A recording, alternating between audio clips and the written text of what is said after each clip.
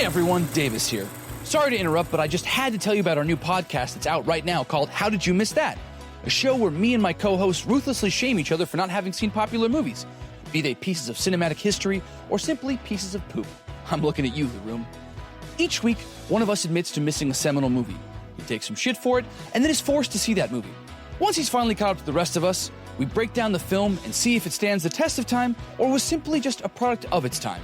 It's a fun, low-key podcast featuring four semi-chill guys who just love movies. So if you also love movies and people talking about them, please do us a favor by pausing this podcast and subscribing to How Did You Miss That on your favorite podcast app. You wouldn't want to miss out on a show about missing out. That's wordplay, right? Yeah. Bye!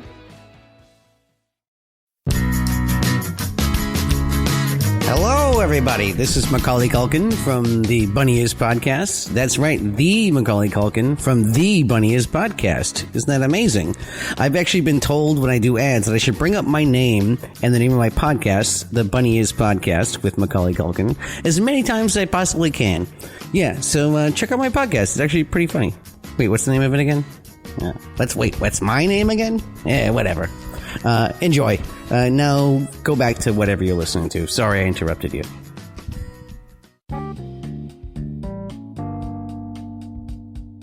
You are listening to Any Given Sunday, a part of the Dead End Podcast Network. Please subscribe to our podcast on Apple, Spotify, Google, and all other podcasting services.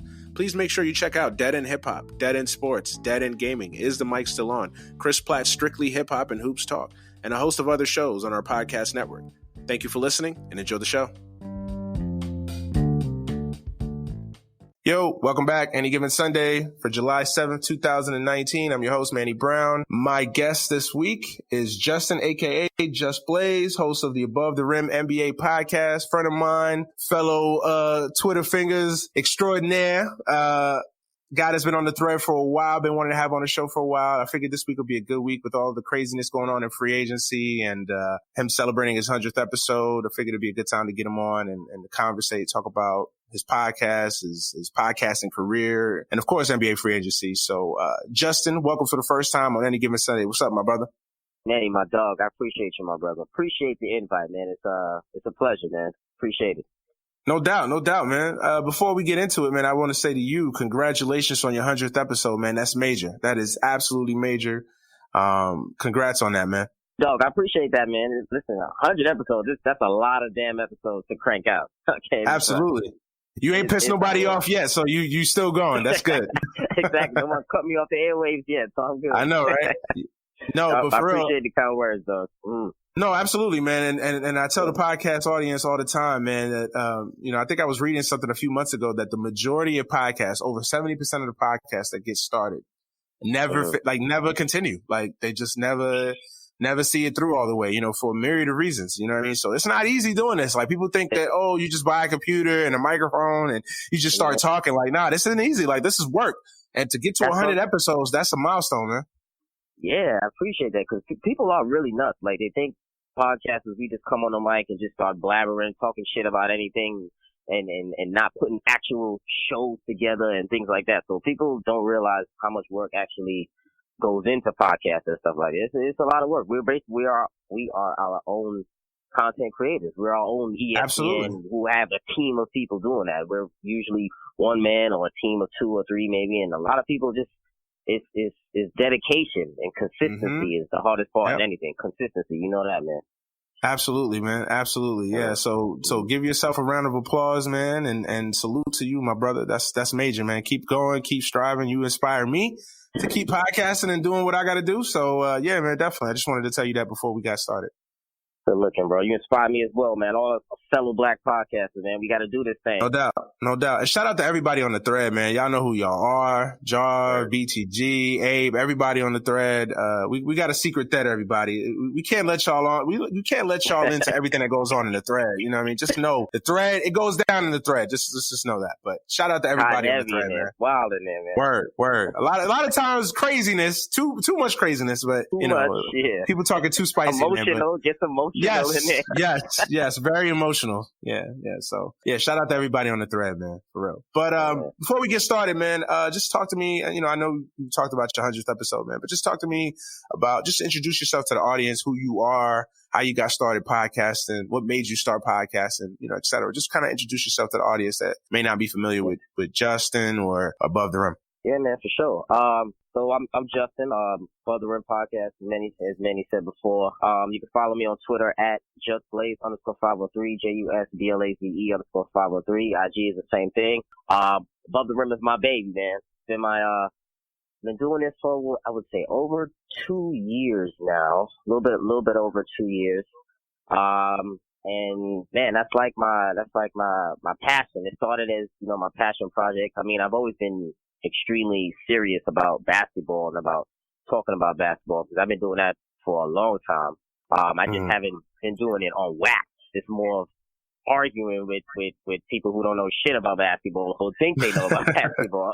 Right. Or educating folks on a few things, because I do pay attention a lot and everything like that. So I had to put all of my knowledge together and my expertise of like building a show, because I worked with a lot of other people that know how to build shows. So I learned how to do that, and creating a platform for basically people to come on and talk basketball. I look at Above the Rim as like a audio TV show, I like to call it, because I try to make it entertaining, informative, and chill at the same time. I try to make it one of the most entertaining NBA pods in the game. And I know I'm speak for a lot of NBA purists. I speak for a lot of the casual fan as well. A lot of people can relate there as well. And I just wanted to provide a platform where everybody can come in and talk hoops, man. And it's like a chill vibe, because a lot of these pods out here, not necessarily sports, but basketball in particular, they're not dominated by us. And because of that, they're just not that good to listen to. I mean, they may be informative for a time being, for a couple of minutes, for half an hour, for 20 minutes, but them shits are not really entertaining. So when I started doing this, I couldn't find a show that was entertaining and informative at the same time, while also having people on there that sound like me. Because, a lot of people, they talk about basketball a lot differently depending on who you're talking about. Some people are more stats. Some people are more eye test. Some people are straight up crunching numbers. Some people look at NBA players like they're not human beings, that they just in a video game like 2K. So, you have a lot of different perspectives on how people view sports, and especially basketball in particular, I'm noticing now, because now basketball is extremely mainstream and you have a lot more eyeballs on the NBA, because it's low key become a damn soap opera now anyway, too, technically. So you have a lot of extra. Oh, not low key. It's definitely a soap opera now. Absolutely. Exactly.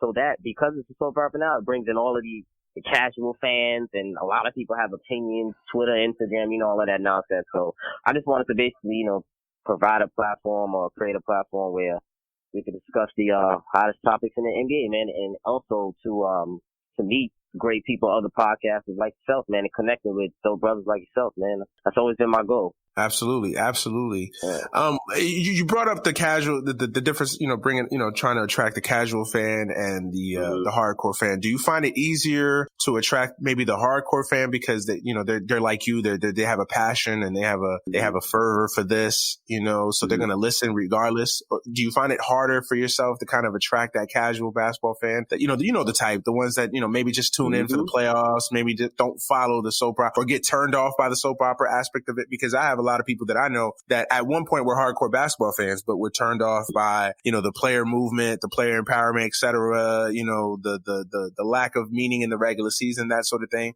So they only maybe check it out during so they've become more casual fans now. Do you find it harder to kind of attract those people, or do you feel like it's a fine balance? I think it's a solid balance. I mean, to me, the NBA purists, like I spoke, but that's not really hard for me to attract those kind of people. Because if you like basketball and if you're into ball, it doesn't matter who you listen to. If you feel like the dude is knowledgeable that you're listening to, then you give him a shot. So, but the casual fan, it depends, because those are like wishy-washy fans, man. I mean, those casual fans are they're like media narrative-driven kind of fans sometimes. Some of them love a storyline, some of them don't love a storyline. But I don't feel like, I wouldn't view it as maybe hard to attract them. I just think that casual fans, I feel like, go to whoever they trust. And the problem is that they tend to trust a lot of people just on TV, just because they're on TV. You know what I'm saying? So they feel like those people are just more knowledgeable than the average person just because they're on TV, not necessarily because of what they're putting out, the takes that they're saying. Because, on TV right now. ESPN, all these dudes. It's hot take central right now. So everybody who comes on TV or on the radio, they just want to get the quickest hot take, the hot take where they think they're going to be right eventually. And, you know, a lot of people are turned off by that. I know a lot of NBA purists are turned off by the hot take. I'm turned off. Yeah, I'm definitely turned off. I try to not to even listen to these dudes anymore. I tune them out a lot. Oh, dude, I don't watch it. Yeah. Like, unless it's something like I have to watch. Yeah. Unless it's something that goes viral that I absolutely have to check out. Like, yo, did you see what Steven, like, when, I think the last time I even watched First Take was the whole LeVar Ball thing with with Molly, I think, or whatever. And, that's like the last time I actually, like, yeah, exactly. Yeah. Switching gears. I love to switch gears with you anytime, which got completely blown out of proportion, like, whatever. Completely. But yeah.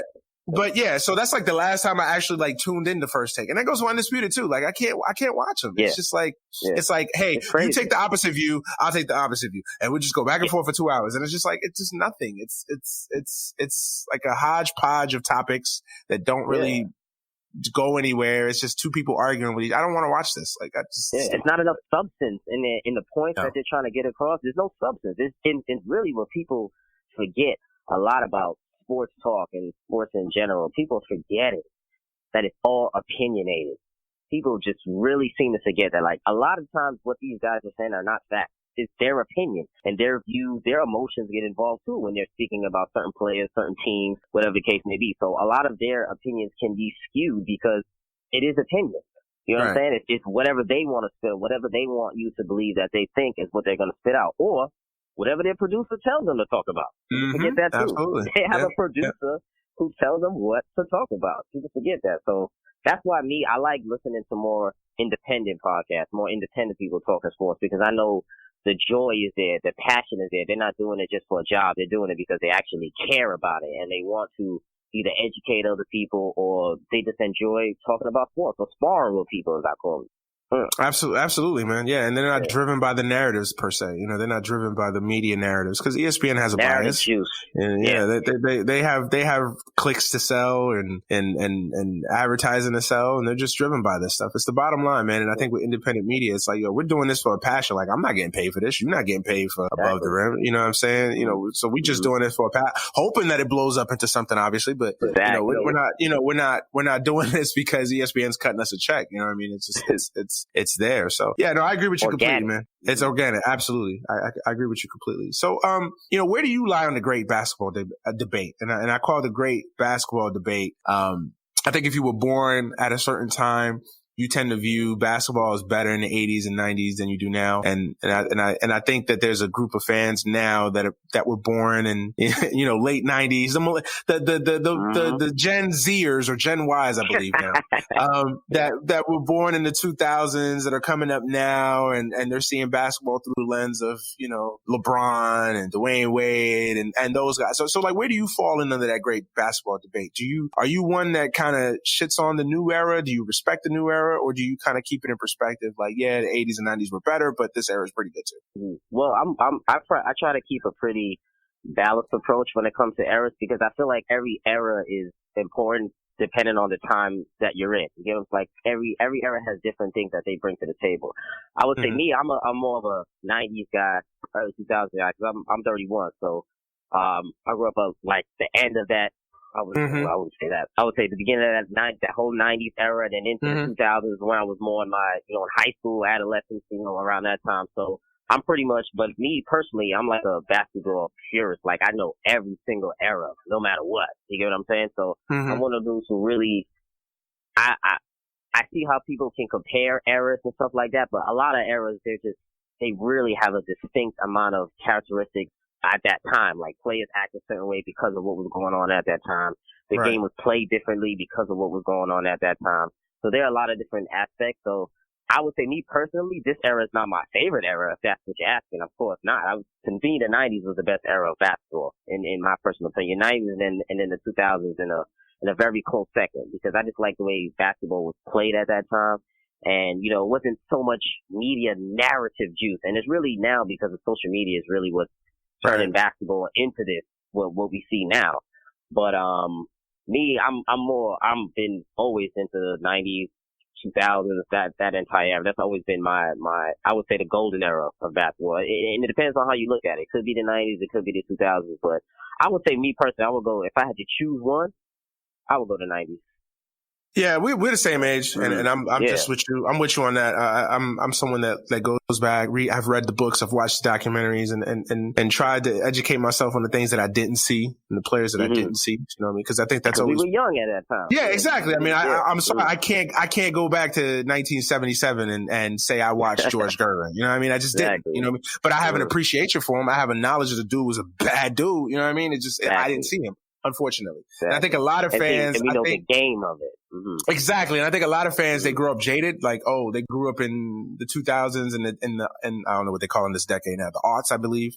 You know, they grew up in this decade and, oh, who's George Gervin? I ain't never seen him play. So like they don't make it their business to educate themselves, you know, on the legacy of basketball. And to me, that's a problem. Like, like you can't really have a conversation about basketball if you don't know the history, if you're not a purist, if you don't understand, you know, if you don't understand the George Gervins of the world, the Earl Monroes, you know, you don't go back to the 60s. Yeah, exactly. You don't understand the 60s. King. They don't know nothing about that. Nothing. You can't go back into the 60s and talk about the Celtics and the Hawks and Wilt and Bill Russell. Like this is basketball. This is the history of the sport. Yeah. And that goes for any sport, by the way. That goes for any sport. Yeah. You know what I mean? Like you can't have a reasonable conversation if you don't understand, you know, the history of what you're talking about. You know what I mean? So it's definitely. That's why you just got to shut people down sometimes, man. I could just tell when someone I'm like, dude, you don't know. Just chill. You don't know. You know what it really is, Manny. If you're keeping it real, it's laziness. These young kids are lazy, man. They don't want to go back and do their history. They don't want to go back and educate themselves on which players did what. Because what they see now, they think it's never been done before. It's never been done before. Yeah, exactly. Yeah. And you know what makes it even worse? It's like we are in an information age. So you have Google at your fingertips. Like, so you could just type in who was Bob Pettit. You know what I mean? And you could get a whole listing of Bob Pettit's achievements and career accolades and whatnot. Like, but they're too lazy. Like you said, that's what's sickening. Cause guys like us, when we was coming up, you know, the internet was still in its infancy, you know, sort of. Yeah. So, you know, it wasn't this thing where if you wanted to find out about George Gervin in 1994, 1995, not as accessible. Exactly. So it was a situation where you had to watch video, you had to watch documentaries, like you had to, you know what I'm saying? You had to go out of your way to do these things. Remember they used to sell the VCR tapes with, you know, with the different Michael Jordan documentaries or the 80s 80s Celtics. Like you had to go out and invest your time and money in that. Exactly. Facts. Yeah, I do too. So like you had to go in and put the work in to research and find out for yourself. So yeah, I definitely think it's some laziness. And also I think, you know, when you're young, you know, you tend to think that your era, the era you coming up in, and we're all victims of that to a certain extent. Like, you know, we all have that rose colored glasses when it comes to the era of basketball or era of sports that we grew up watching. So we all think that our era is the best. And, you know, I'm sure that in 20 years from now, somebody will argue that this era is the best and whatever, you know what I mean? So it's natural. It's a natural thing.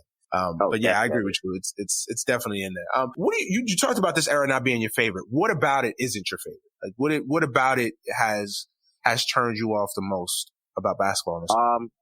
I would say I think right now people are just too infatuated with stats right now. I agree. I think it's my issue right now because people, you know how they say all money isn't good money. All stats are not good stats. You know what I'm saying? There's a lot of players who can stuff up the stat sheet and can make it seem like they're giving an impact on the game, but it's not always about how much numbers you put up. It's what you do internally throughout the game. Like, if you're the leader of the team, are you leading your teammates? Are you elevating your teammates? Are you elevating yourself in crucial moments? You know, where are you when the going gets tough for your team? Because people forget that basketball is not just a sport. It's still like a brotherhood at the same time. So there are a lot of guys who are boys turning into men or growing up throughout the NBA.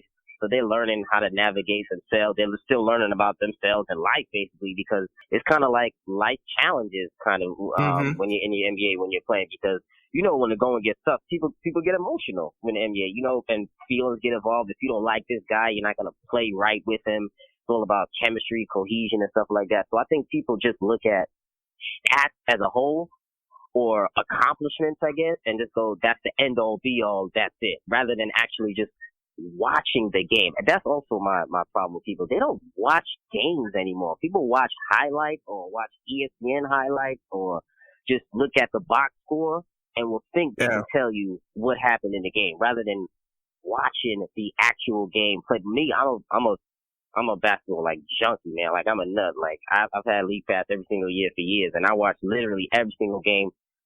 I have like 5 games on at one time. Sometimes it's a little crazy. I know I'm a little psycho when it gets down to that, but it's crazy because I just enjoy watching it. You know what I'm saying? 'Cause I played basketball my whole life, so it's something that it's natural for me. It's not really like a job to me. Like I'm cool. Right. Watching basketball, you get what I'm saying? And I just don't like how people are just so infatuated with stats now. It's just everything. He didn't average 25 a night. He's garbage. He averaged up trash. You get what I'm saying? That's all you hear. You can't get 10 rebounds a night, trash. You get what I'm saying?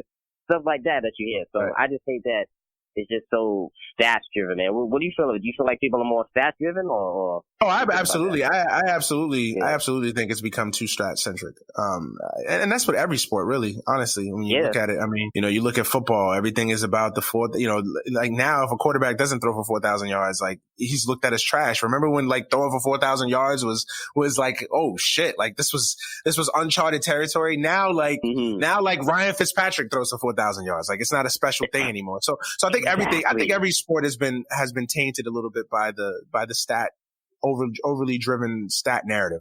I agree with you. And it works both ways too. Like I think when people get infatuated by the lack of, quote unquote stats or the overinflation of stats too. Like, oh my God, he had 39 points. This guy's the greatest player ever. Like, no, I've said it on the podcast. Like, I've seen dudes score 40 points and it was the emptiest, shallowest 40 points you'll ever see. And I've seen dudes dominate the game scoring 20 points. Some of the greatest games I've ever seen in my life, I've seen dudes score 25 points. And it was the most dominant performance I've ever seen. And then I've seen dudes score 40 points in a playoff game, and it just was like, yeah, but you got blown out. It really didn't mean anything. It didn't equate to anything. Like that's why you have to watch the game. You have to be there. You have to watch the game. You have to watch the performance in that itself. Like that's like remember for years people used to bash the 81-point game that Kobe had as like, it was a selfish display by Kobe and And I'm like, and I always ask people, did you watch the game? Of course they did. I went back and watched it, or they'll say, I watched the highlights. No. I'm like, no, you clearly didn't watch the game, because if you had watched that game from beginning to end, you would know that the Lakers were down in that game. They were down by 15. They were trailing that game. And he had to score those buckets. And he had to score the point. And then once you get into that zone, I mean, it's just like players say it. It's like a big ass bucket where it's like anything you throw in is going to go in. So at that point, he just got into a zone and he just kept going with it. But like he had to score those 81 points. Like that was just an amazing performance because of the fact that they were down by 15. They were trailing the entire game. None of his teammates admittedly weren't doing anything. And Kobe just had to take over that game. And this wasn't the Kobe Lakers when it was, Powell and Lamar and Andrew Bynum, that went back to back finals and 3 finals. No, this was the Smush Parker, Chris Mims Lakers. Like, Chris Mims. Yes, Chris Mims, a name for the past. But yeah, so like people don't really understand that. Like watch the game, understand where the game is coming from. Like, you know what I'm saying? Like, people get too driven by stats on both sides of it, and if you don't score 30, and then I feel like they both feed each other, because if like you don't score 39 points, you a bum. Yeah. He only had 23? You didn't have 40? No, like 40 points. Yeah, like only 40. Like, oh, okay. Like that's, I feel like it's definitely plays a part in how basketball is viewed today. It's just also what people forget that these dudes are NBA players. Like, I love about how people call them trash. A lot of these NBA players. Right. Like, yeah. People forget that these dudes are from their hood. They're the best dude from They're the best. Exactly. They're the best. Well, I think when people say it's trash is from an NBA context. Like, I don't think they say it. Like, I don't think anybody's going to sit there and say like, I'm a bust TJ McConnell's ass. Hey, TJ McConnell will go to any park in America and bust dudes' asses. Like, be real. Like, take the most average NBA player you can imagine. Like, I don't know, just name one. Jeremy Lin will bust any dude. I don't care, any street dude in America, he will bust his ass. Like, Listen, he was running Harvard over there for yeah, right, exactly. He was running those smart kids off the court. Nah, but I think people always say. I think people say that from like the context of the NBA. I think most smart fans know, like, yeah, I'm not in my reasonable mind trying to. I mean, you do get to your barbershop conversations where like, I will bust TJ McConnell's ass if I played him. That's just like, emotion. Yeah, that's just emotion. Yeah. I mean, what other things do you feel like have led to this era falling off from a basketball perspective? Like, I think on the court, I think one of the theories that I have and some of my friends that I have this conversation with, I think that the rise in free agency has hurt the quality of the sport. I think the player movement has hurt. I think the one and done has definitely hurt the league. It's had adverse effects to it, because I think a lot of these dudes are coming into the NBA and they're just not ready. You know, for every LeBron, you know, there's a Darius, Miles. There's a guy that just isn't a Michael Olowokandi that just aren't ready for the show. You know, they just aren't ready. And these dudes, and you got to think about it, man. You think about the career of these kids that come in one and done that aren't ready for the NBA. They come in, they get drafted, they get overdrafted in some senses. They come in, they don't live up to expectations. 3, they're traded. So now they've bounced around from 2 different teams, or they've been sent down, up and down between the G League and the NBA. They get lost in a bench. You know what I'm saying? So it's just like, and then you always wonder, like, what time do they really have to develop? And the NBA is in the league. The NBA is caught in a catch-22, because a lot of these coaches, you know, even on bad teams, a lot of these coaches are in a situation where they got to win or they get fired. So they don't really have time to really develop a guy like, you know, hey, come in, rookie that's only played a year of college basketball and develop. Like, they don't have time for that. They need guys that are ready to contribute right away. And if they're not, then they get lost in a shuffle. Yeah, I definitely agree. So I feel like, go ahead, sorry. No, I was going to say, I think that's led to it. I think that's definitely led to the fall off in the quality of basketball. Plus, the player rest is one thing that just drives me insane. I understand that progress is good and that more information has helped better deal with injuries, and I'm always good with that. But I mean, to me, it's ridiculous when you're resting players. Like, I remember a couple years ago, this was still when Boogie was on I remember when Boogie's, it's gotten a little bit better now, but I think it's still bad. But I remember a couple years ago when Boogie was still on the Kings. And I was in the car. I just had turned on, I think I had XM, so I was like either Mad Dog, Sports Radio, or one of the sports radio channels, right? And, you know, I'm just like casually listening to the update. I'm focusing on something else, right, while I'm in the car. And I hear, DeMarcus Cousins, Kings won't play tonight for rest. Dog, it was like the 20. I was like, you gotta be fucking kidding me. Like, seriously? Rest? The 25th game of the year? Like, we're still in December and you're resting guys? Like, I mean, like, and that I blame on Greg Popovich, because he was the starter of this. Like, he created this narrative. But I think Greg did it at a time where he had a veteran team. He had Tim Duncan, who he had to manage. He had to preserve. He did it out of Parker, like, he had older guys. He had it out of necessity, and he was smart. He was like, yo, for me to survive for 82 games, I have to rest these dudes. Like, I can't afford to run Tim Duncan into the ground for 78, 80 games anymore. Like, that's just not prudent. You know what I mean? So he had to do it out of necessity. And I think people took that and you know, it's a copycat league. So everybody's like, well, Greg Popovich is doing it. Like, I could do it. And it just got out of control. So those are my theories on what's hurt the quality. Do you agree with those? Yeah, I agree. And to your point about the wrestling players, I definitely think it's ridiculous. Like Popovich, like, he did it out of necessity, but then he also took it a step too far and then started using it as a strategic approach. Yeah, you see how they started resting guys on national televised games, or he started resting guys depending on the opponent. Like, if it was an opponent that he knows for sure they might run into during a playoff series, he didn't want to show his hand, so he'll rest the player and then just call it rest or say nah. Remember when he infamously did that? Remember when he infamously did that on a Thursday night on TNT game, and it was the Spurs at Miami or whatever? You know, like, and a lot of people were pissed off about that. Yeah, no, I remember. Yeah, so it turned into like a strategic approach for him. So, I mean, I just think the whole resting is a little out of control anyway. I remember Karl Malone was talking about how these young dudes are soft because he was Iron Man in the NBA. John Stockton too. Dudes like that, they were Iron Man in the NBA and never missed game. They're like, hold on. You guys want rest? You guys can't play 40 minutes a night? I was playing 42, 43 minutes a night, calmly, on a humble. And y'all MJ got in this game. MJ was an Iron Man too.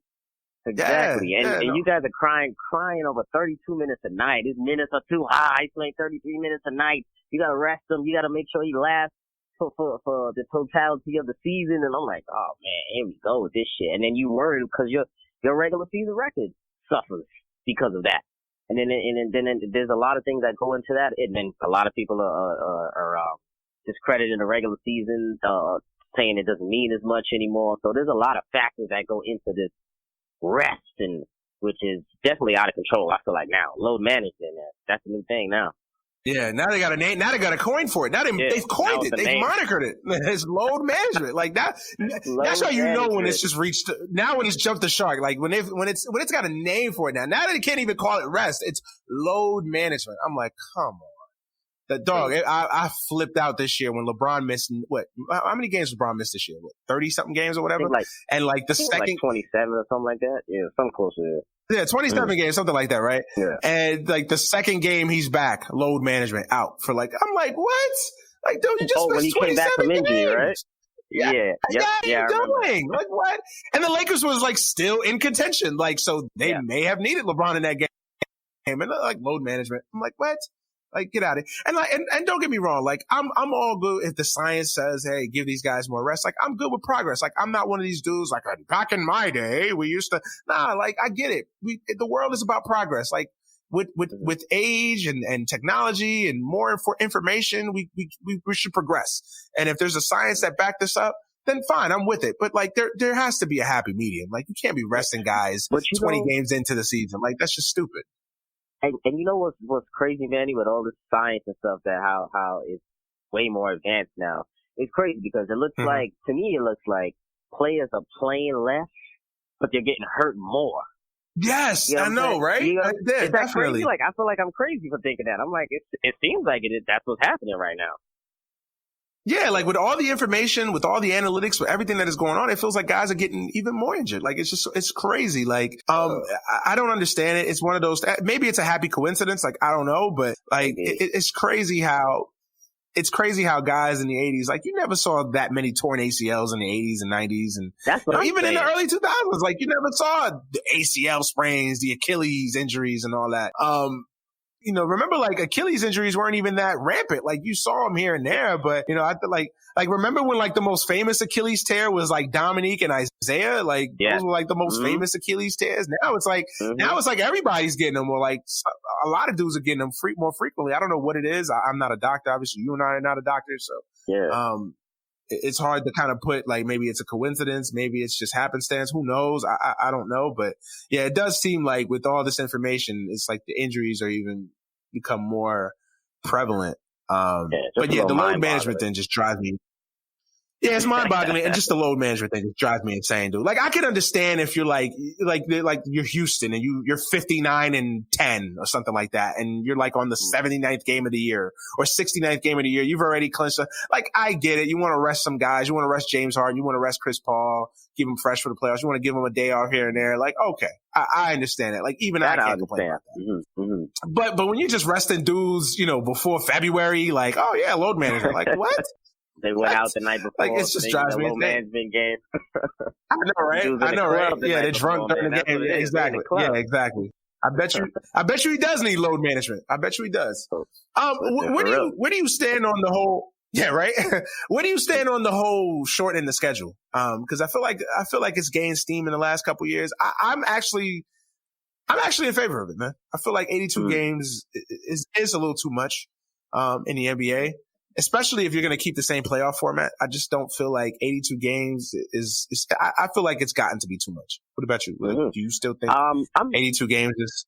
I would say I'm a little indifferent on it. I would say I'm okay either way, whichever route they want to choose. I wouldn't be opposed to them shortening the season at all, because I think maybe shortening the season will get you more quality basketball, I would say. I think agree. The season, the quality of basketball will definitely be a lot higher. I think because it's a shorter span, the regular season shorter, people are more, or players, I should say, are more inclined to give their all throughout the regular season, because you only have a limited amount of time to get that playoff seeding. So I feel like they would probably push themselves to play more instead of being so easily told about load management. Like if the coach just breathes load management, they're like, oh, I got it. I'm good. I'll take a load management tonight, something like that. But if it's a 60-game season, maybe they say, damn, coach, I think we really got to win this game tonight. Don't worry, I can thug it out. I'll play. You might get more of those, and it'll be a lot more, I guess, more intrigue in the season too, because the regular season is just diminished now with the media outlets, how they act like the regular season doesn't matter.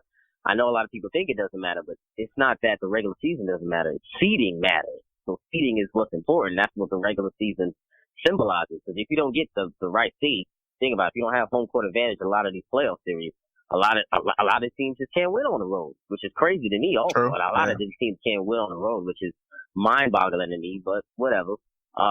So like you see, Golden State, they've been to the finals 5 straight times. They had home court advantage every single time, except last year when Houston had the home court advantage in the West. But other than that, they've always had a home court advantage. So they always had the upper hand in a playoff series, which is important. So I feel like shortening the season definitely would be a solid option. I wouldn't be opposed to it at all. But I know it's going to be hard for the NBA to do that, man, because you know it's a business above all else. And that's a lot of money they're going to be losing. Yeah. Yeah, well, I think they're definitely, well, obviously, they're definitely considering it, and I'm in favor of it. I think 60 or 62 is perfect. Like, I think it's just, I mean, if you're, and the only reason I say shorten the season, because if you're so gun ho about giving players more rest and load management and basically embracing the new analytical sports science approach to things, then I think you have to shorten the season. Because to me, it's just like, you can't be in a situation where guys are taking 20 games off to rest and, the Kawhi Leonard approach. It's like, that's hurting your product. It really is. And I think when people say the regular season doesn't mean anything, I feel like now it doesn't mean anything. Like, I feel like back in the day that regular season meant something. Now I think like it doesn't really mean anything. It doesn't, not when you got guys with load management and resting, you know what I'm saying? And I can another thing with the load management, like I can understand if it's veterans, like LeBron at his age, if he wants to take a couple games off the rest. I mean, the dude's been in the league for 18 years. Like, I get it. I understand that. But you got rookies with load management. Like, really? Like, what? I know. 3rd-year players. Like, let me find out Kuz need a day off of load management. Like, get the fuck out of here. Like, no, this nigga need to play. He's 23. Play. Like, what are you doing? Yeah, you should be hungry right now. Exactly. Hungry to be playing. If you, the way I see it, if you on your NBA rookie deal, you're not allowed to take a load management day. Something has to be wrong. You gotta earn brew something. Facts. You gotta earn that PTO. You gotta earn that off day, nigga. Oh, we know LeBron took his sabbatical last year. He took a sabbatical through the mid-season. I couldn't believe that last year. The extra games he took off with that groin injury. Like, bro, come on, dude. Let's save that for later. Your boy. Let's save that for later. Bring wine to the bench. Let's save that for later, man. Let's save it for later. No, but I definitely think the shortening the season is a good strategy. What about the playoff seeding? Getting rid of the conference seedings and just making it 1 through 16. I'm in favor of this, actually. Like, both of the changes that Adam Silver's kind of petitioning and campaigning for, I'm actually in favor of. I honestly, if we don't get the shortening of the season, I would rather see this, the doing away with the current playoff structure and just making it the 16 best teams advance, because I think that will give you a better playoffs, in my opinion. I think it weeds out some of the garbage. Like last year, did Orlando really belong in the playoffs? Oh man. Like, did Orlando really, but I mean, quiet as kept. Even Brooklyn, like, let's be real. Even you could make an argument that even Brooklyn wasn't the 16th best team. Like, you know what I mean? So like, I think it weeds out some of the trash from both conferences, and I think it gives you the 16 best playoffs. And I think the biggest knock on it, people say, well, one conference is just genuinely stronger than the other, so you're gonna have more teams from the West, playing against each other than the East, and blah blah blah, yada yada. And I'm like, oh, well, that's the way it goes. You know what I mean? Like, if one conference is better, then it's better. Like, I just don't think that you should lessen the playoffs because, well, the West happens to have, the West happens to have 10 teams and the East only has 6, or the West happens to have 12 teams and then the East has 4. Well, those are the 4 best teams in the East. Yeah, or get better. You know what I'm saying? Exactly. Get better. Yeah. Get better. Yeah. That's how you eliminate that. Get better. But I like that. I'm not mad at that playoff seeding at all, because I do think they'll have more quality matchups and I would say that I think the level of competition would actually be, even though it's already high in the playoffs, I think it'll be a lot higher in the playoffs, and I think it'll be a lot more parity. I mean, it looks like we're going in that route anyway with what happened in free agency, but I definitely I'm definitely in favor of that at all. Listen, if you can't make that tourney, get better. Simple as that. Absolutely. And plus this conference is stronger than that conference. Like all that stuff is cyclical too. You know what I mean? It goes in cycles. So, you know, now I will agree that it's been the West dominating for a long time now, really. Yeah. So, you know, so that does away a little bit with the cyclical argument, but for the most part, it's really cyclical. Like it goes back and forth. I remember when there was a time when the Eastern Conference was the better conference and now the West has been the conference. The East was the best. Yeah, throughout the 90s. Yeah. It really shifted in the 2000s when the Spurs and the Lakers and you know, then the Mavericks rose up and became a dominant team. You know what I mean? So yeah, I get it. I get the arguments against it, but I just think to me there's too much positives for it. And I would do away with divisions and all that and just make it, you know, seeding 16 best teams. So you got teams, you know, in the West watching teams in the East, you know, because they're fighting for the same seed. I just think and I think that adds to the regular season's importance. So now in a situation where you can't take load management because it's not like you're competing against Orlando for the 7th seed. No, if you're, you know, Toronto, you're competing against the Oklahoma City Thunder for the 16th seed or whatever. You know what I mean? Yeah. So I think it adds juice to it. Yeah. One thing I would say to that, the only thing that I think will get some pushback in regards to like the playoff seeding, if it's like that, might be due to travel. The travel? Yeah. So I know a lot of people will probably cry about that. Like if Toronto was playing Oklahoma City, like you got to travel all the way to Canada to play them in the first round. So I feel like it will start a different type of complaining. Like people will start complaining about that. Like it's an unfair advantage that my team has to travel this much for this series, and this team, if it's San Antonio is playing Houston, it's like y'all don't have to travel at all. You know what I'm saying? So the answer to that is, win more games. Win more games. Well, yeah, I mean, but first of all, I always laugh at travel when athletes of all sports complain about travel. Like, first of all, these dudes aren't traveling like me and you. They're not traveling like us. These dudes have private planes with masseuses on board. And I'm not trying to devalue that because travel affects everybody. I get it. But like sometimes I laugh about it. Like, yo, these dudes aren't on Delta Airlines. Like this isn't the 70s where, you know, on any random day you go to LaGuardia and you see Earl the Pearl and Walt waiting on gate 23 to board to go to Baltimore to play a game. Like, no, they're not traveling like me and you are. Like they have they got private charter planes, NBA, like, right? You know, so I think the travel, and plus the answer to that would be, hey, play better. You know, if you know that you look at the seedings, you follow the seedings. If you know you're going to be in a situation where you know you're Toronto and you're going to be playing Oklahoma City, you know what? Try to win more games. You know, and that's what that's going to do too. It's going to entice teams to play better and to play their guys throughout the entire regular season because they know they don't want to be caught in a bullshit situation where, you know, if you're Toronto, you got to travel to Golden State for a first round series, or if you're Sacramento and they get good and you got to travel to Brooklyn to play a first, like that. It's going to improve your chances if you take this regular season more seriously and play better. So, yeah, definitely. But I'm with you. The travel thing will definitely be something that a lot of people will scuttle at. Find a reason to cry about it, man. Find a reason. But I don't really care. I think it helps the league. So I think it helps. So yeah, we're in agreement with that. I wanted to see. I wanted to get your thoughts on that because I think it's something that at first when it was first brought up, I think they will, man. Honestly, that's one of the reasons I love the NBA because I think the NBA is never afraid to change. The NBA is never afraid to kind of change infrastructure. Like I'm a huge baseball fan, as you know, and one of the problems with baseball and why baseball has kind of fallen behind the times is that baseball's too attached to the history.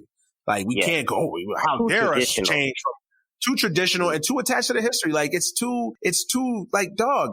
You gotta like I always say, progress is good. Like progress in the right circumstance, in the right instance is good. Like I'm against change for the sake of change, but when it's something that like honestly will better the sport, then I think you should take every opportunity to research it, understand it, and make the change if necessary. Like, and I think the NBA is open to that. Like, I think that's what I love about Adam Silver, and that he's committed to making the sport as good as it can be, and whatever change is possible is needed.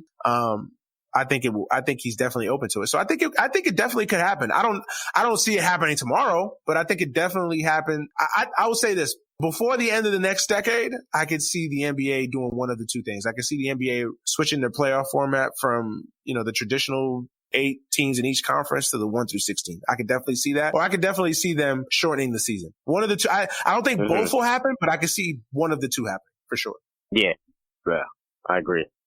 Yeah, definitely. So, let's transition over to free agency real quick. Have you ever seen a wilder free agency than this year, man? I think everybody agrees this has probably been the wildest, craziest 7-day free agency period the NBA has ever seen.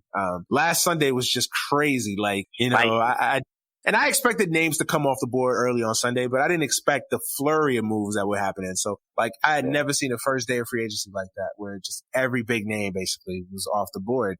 Just give me your initial thoughts on free agency before we kind of get into the different storylines. But, just your initial thoughts on free agency as a whole. Man, it was crazy. Just like you said, I don't think I've seen a free agency with this flurry of moves all at one time, but it goes to show you that, number one, these sources don't know a damn thing, number one. No. And they all lying or putting their opinion or their spin on something, whatever they want to happen. And then two, I wouldn't say they're lying. I would say they're getting played. Okay, that's fair. Yeah, that's fair. Yeah, I would say, maybe lying a little too harsh. Yeah. Because if I call you, information. Yeah, they're getting played with information. They're getting trolled just like the rest of us. Like if I called you and I say, yo, between me and you, dog, like, bro, my baby mama's cousin's sister, she fucking AD, and she told me, dog, that nigga gonna sign with the Knicks next year, bro. And of course, like, you go out there and you try to, and of course, these dudes, they're protected by the quote unquote sources. You know what I mean? So they could just say, hey, well, my sources tell me that, and that covers them from any backlash. Well, my source was wrong, or hey, I had misinformation. So I don't think they're lying. Like, I don't think they're actually going out there and just lying. I just think that they're being fed bad information. But also, people forget that I tell a lot of people, these reporters are on the payroll. People forget that true. I think a lot of these reporters are on the payroll, and on the payroll of different people.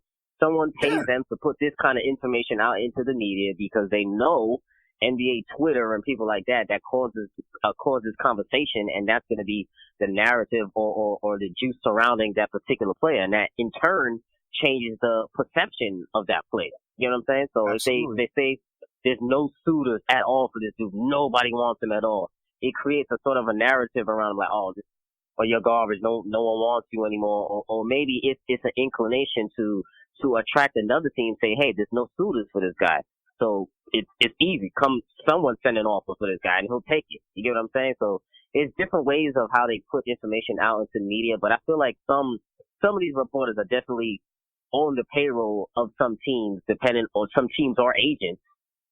When they want to get a particular message across to the general public. So it's a whole lot of shit that I feel like goes on in free agency, like underlying undertone, and it's just crazy because now anyone can put sources on anything and people believe that shit. Yeah. I can go on Twitter right now and say my sources tell me that, Russell Westbrook wants to be traded to the Knicks, and run with that. Yeah, they're gonna run with it. Yeah, and I could just, sit back on my computer and just laugh and be like, this spread like wildfire. Like it is what it is. Yeah, absolutely. That's exactly why I call episode 100 sources season. It's sources season right now. Yeah, I mean, and those writers that are on payroll, the Brian Windhorses of the world, he's on Clutch Reports' payroll. Like he's just payroll. Like this dude is in Miami parties. Has to be. He's having Miami parties with Rich Paul and LeBron right now as we speak. But yeah, no, I get it. You can't believe how. That's why I sometimes go crazy on Twitter because like, reports are that like, dog, these people don't know anything. They're just like me and you. They're guessing. Their job is to dig. Their job is to dig, and they dig, and then of course they get fed something, and then they run with it because they have deadlines and they have to put something out, and they have show appearances to do, and they can't come in there and be like, I don't know. But I don't know anything. Exactly. Yeah. You gotta have some type of content to feed the people because that's what they're coming to you for. Right. You gotta be able to say something. I'm hearing the rumblings. They're talking this. They're talking that. And by the way, when you brought up Windhorst, man, I don't know if you saw it, but I had to write on Twitter the other day. This guy really wrote Executive of the Year next year is gonna be lit. So now the word lit is officially dead, bro. Yeah, it's officially dead. When you got people like Windhorst tweeting about that shit, it's officially dead. It's done. It's done. We got to find a new word, man. We got to find a new word because lit is done. Lit is in the like that shit on fire, man. Yeah, it's dead and buried now. It's gone, bro. It's gone. Once Windhorse got a hold of it, it's over. But but I get it with you. I get frustrated too, and it's like you don't know what to believe. And as a fan, so I always say this: I'm like, there's only like maybe 2 or 3 reporters in the NBA that I trust, that I absolutely believe in, and then everybody else I just don't believe in. I just don't, I'm not as hard on them as some people are, because I get it that a lot of them are just trying to do their job, and they, it's not their fault that they're getting fed misinformation. I think what they have to do better is disseminate bullshit. Yeah. Like, I think they have to do a better job of disseminating bullshit and seeing like, okay, this sounds legit. This sounds fake. This sounds phony. This sounds okay, maybe real. And I'm sure that they have vetting processes too. Like, I'm sure they have ways of vetting this stuff, but clearly it ain't working because a lot of these dudes are wrong. I mean, where do we start? Chris Broussard, Stephen A. I mean, all these dudes tend to be wrong more times than not. Yeah. I'm telling you, bro, like, if it ain't, only dude I'm about to start following on Twitter, as far as, besides like our actual like local beat writers that just provide news, like, the only dudes I'm actually going to start following on Twitter is Woj. That's it, man. Yeah. Everybody else, done for. Chris Broussard, done for. Stephen A., done for. Like, I'm not following these dudes, bruh. I keep Woj around because Woj is the most plugged in dude. Sure. That's it. Woj got, if Sham. Woj, Sham. Like, if Woj or Sham don't got it, and Rick Bucher's plugged in a little bit. Like, I think Rick Bucher for the most part. He be on the payroll sometimes too. I'm a little iffy on him. Got a little payroll tendencies too, but for the most part, Rick Bucher says some real shit. I like him, and he sometimes he's plugged in, especially when Lakers stuff. He's definitely plugged in on. Rick Bucher. But outside of those 3 men, anybody else? Chris Mannixes of the world, Alex, like they do a good job. They do a good job of what they do, but they're not plugged in. So their information I take with a grain of salt. The worst one is Stephen A. Bro. The worst one is Stephen A. Though. But you know what's crazy? I do feel like Stephen A. has some like intel because he does have a relationship with certain people. So sometimes I would give him the benefit of the doubt, but a lot of times, I think back in the day, he had a lot more sources. I think he had a lot more intel, like with that Kobe AI era of dudes. Like, I think he was more connected and plugged in then. At that time. Now that he's become more of a TV star than a columnist, I don't think he's as plugged in anymore. Like, I think he still thinks he is. I think he still thinks he is, but I don't think he is anymore. Like, but I don't think he is anymore. Like, he knows stuff. Like, I think he still knows people and he has connects and contacts, but I don't think he's as plugged in as he used to be. So all of these dudes push their own agenda at the same time. All of these reporters or whatever, they have favorite teams also. They have favorite players also. If they want a certain player to go to a certain destination that'll either that they want or will help them out or whatever. They have friends over there in that franchise. Oh, they'll push that storyline. They'll push that agenda. And we've seen it. Everyone was pushing Kawhi to the Lakers. A lot of reporters wanted Kawhi on the Lakers. They wanted a super team to talk about, another super team to focus in on, like how LeBron did that.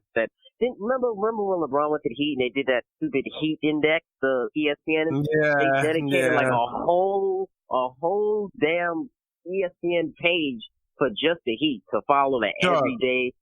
That was ridiculous. ESPN lost all their credibility with that whole decision thing in the Heat. Yeah, that's when I stopped. That's when I just said ESPN is done. ESPN is definitely on payroll now. Like, they've lost all credibility in the world. Like when it comes to basketball, like everything else, I'm still pretty open with ESPN about, but when it comes to basketball, ESPN has lost total credibility. Oh, it's just storyline. The decision is so far. Yeah. So, I mean, let's not bury the lead. Kawhi Leonard makes his decision finally Friday night, late Friday night. Maybe the earthquake was a sign of things to come. Because Kawhi Leonard definitely made his presence felt in a big way Friday night, Saturday morning, depending on where you got the news. Signing with the Clippers, and then at the same time, the Paul George trade being orchestrated, and the Clippers basically now become a super team with Kawhi Leonard, Paul George, Lou Williams, Pat Beverly, Doc Rivers, Jerry West, the whole nine. There's so many layers to this story. First of all, I guess let's start with Kawhi Leonard and that decision. Do you think it was the right move from a basketball perspective? Do you like the move? And, just kind of start from there. Yeah. I like it. I love it, actually. I love the move in both ways. I love it as a basketball fit for Kawhi and also as a lifestyle because, that's what he wanted anyway. But as far as basketball fit wise, I think that fit was the best fit for his individual skill set for the Clippers out of those 3 teams that he had, the Lakers, Clippers, and the Toronto Raptors. Because I feel like with his skills, with the team that they already had in place, really all they needed was one star to plug in. They needed a go-to scorer on that team. You can't rely on Lil Will to get you 30 points every single night and be your go-to scorer. He should be a complimentary scorer. He's getting paid as a complimentary player. So, as you can see in the series, in the playoff series of that, they just needed one more 20-point score, and they could have really did some damage in this last postseason. But a lot of people are kind of put too much stock into that a little bit, because I do feel like the Clippers overachieved as a whole, because they just played hard, which was great for them. So they definitely overachieved. But Golden State didn't take them seriously either, too. So exactly. Yeah. People forgetting that too. People no one was really checking for the Clippers in that playoff series. No one. I had them winning 2 games just because I hate the Warriors, so I had the Clippers winning 2 games. But I didn't realistically think they would win those 2, and in the fashion that they did, because they did come back. And why? Because the Golden State let their foot off the gas, and they allowed them to come back. But I think back to Kawhi, his fit over there in on the Clippers, I think is perfect for him. He gets a coach that he can respect. A coach in Doc Rivers, who was a championship caliber coach, And also, most importantly, what I think Doc Rivers is that what people don't seem to say about him is that he's a mentor to grown men. And I feel like it's hard to find a coach that can be a mentor to a grown ass man. You get what I'm saying, Manny? Like, if you're a grown ass man, you're already a star in the league. You're not gonna listen to, no offense, but I'm not listening to Luke Walton or Frank Vogel or one of them dudes. I'm not lying. If I'm an NBA star in the league, all of these dudes are from the hood or from their area, wherever they came up as. A lot of their coaches were mostly, I don't mean to put race in there, but a lot of their coaches were black, or the case may be, but they have a certain domineering presence where I can look at you as a father figure. So if I can look at you as a father figure, that can mean that you can take the place as a mentor for me, and I can learn things from you, rather than me as a player thinking I'm great and there's nothing that I can learn. And the reason why I say that is because some superstars, they don't want to be coached, or they feel like they're too good to be coached. As we talk about a lot on the thread, is somebody like, I always say, James Harden. He's one of those dudes right now who isn't allowing D'Antoni to coach him, and also part of him and part of D'Antoni doesn't know how to have the eye of a superstar to coach him in the way that he needs to be coached. But a guy like Doc Rivers, he's a no nonsense dude, somebody that if I was a superstar, I would like to play for.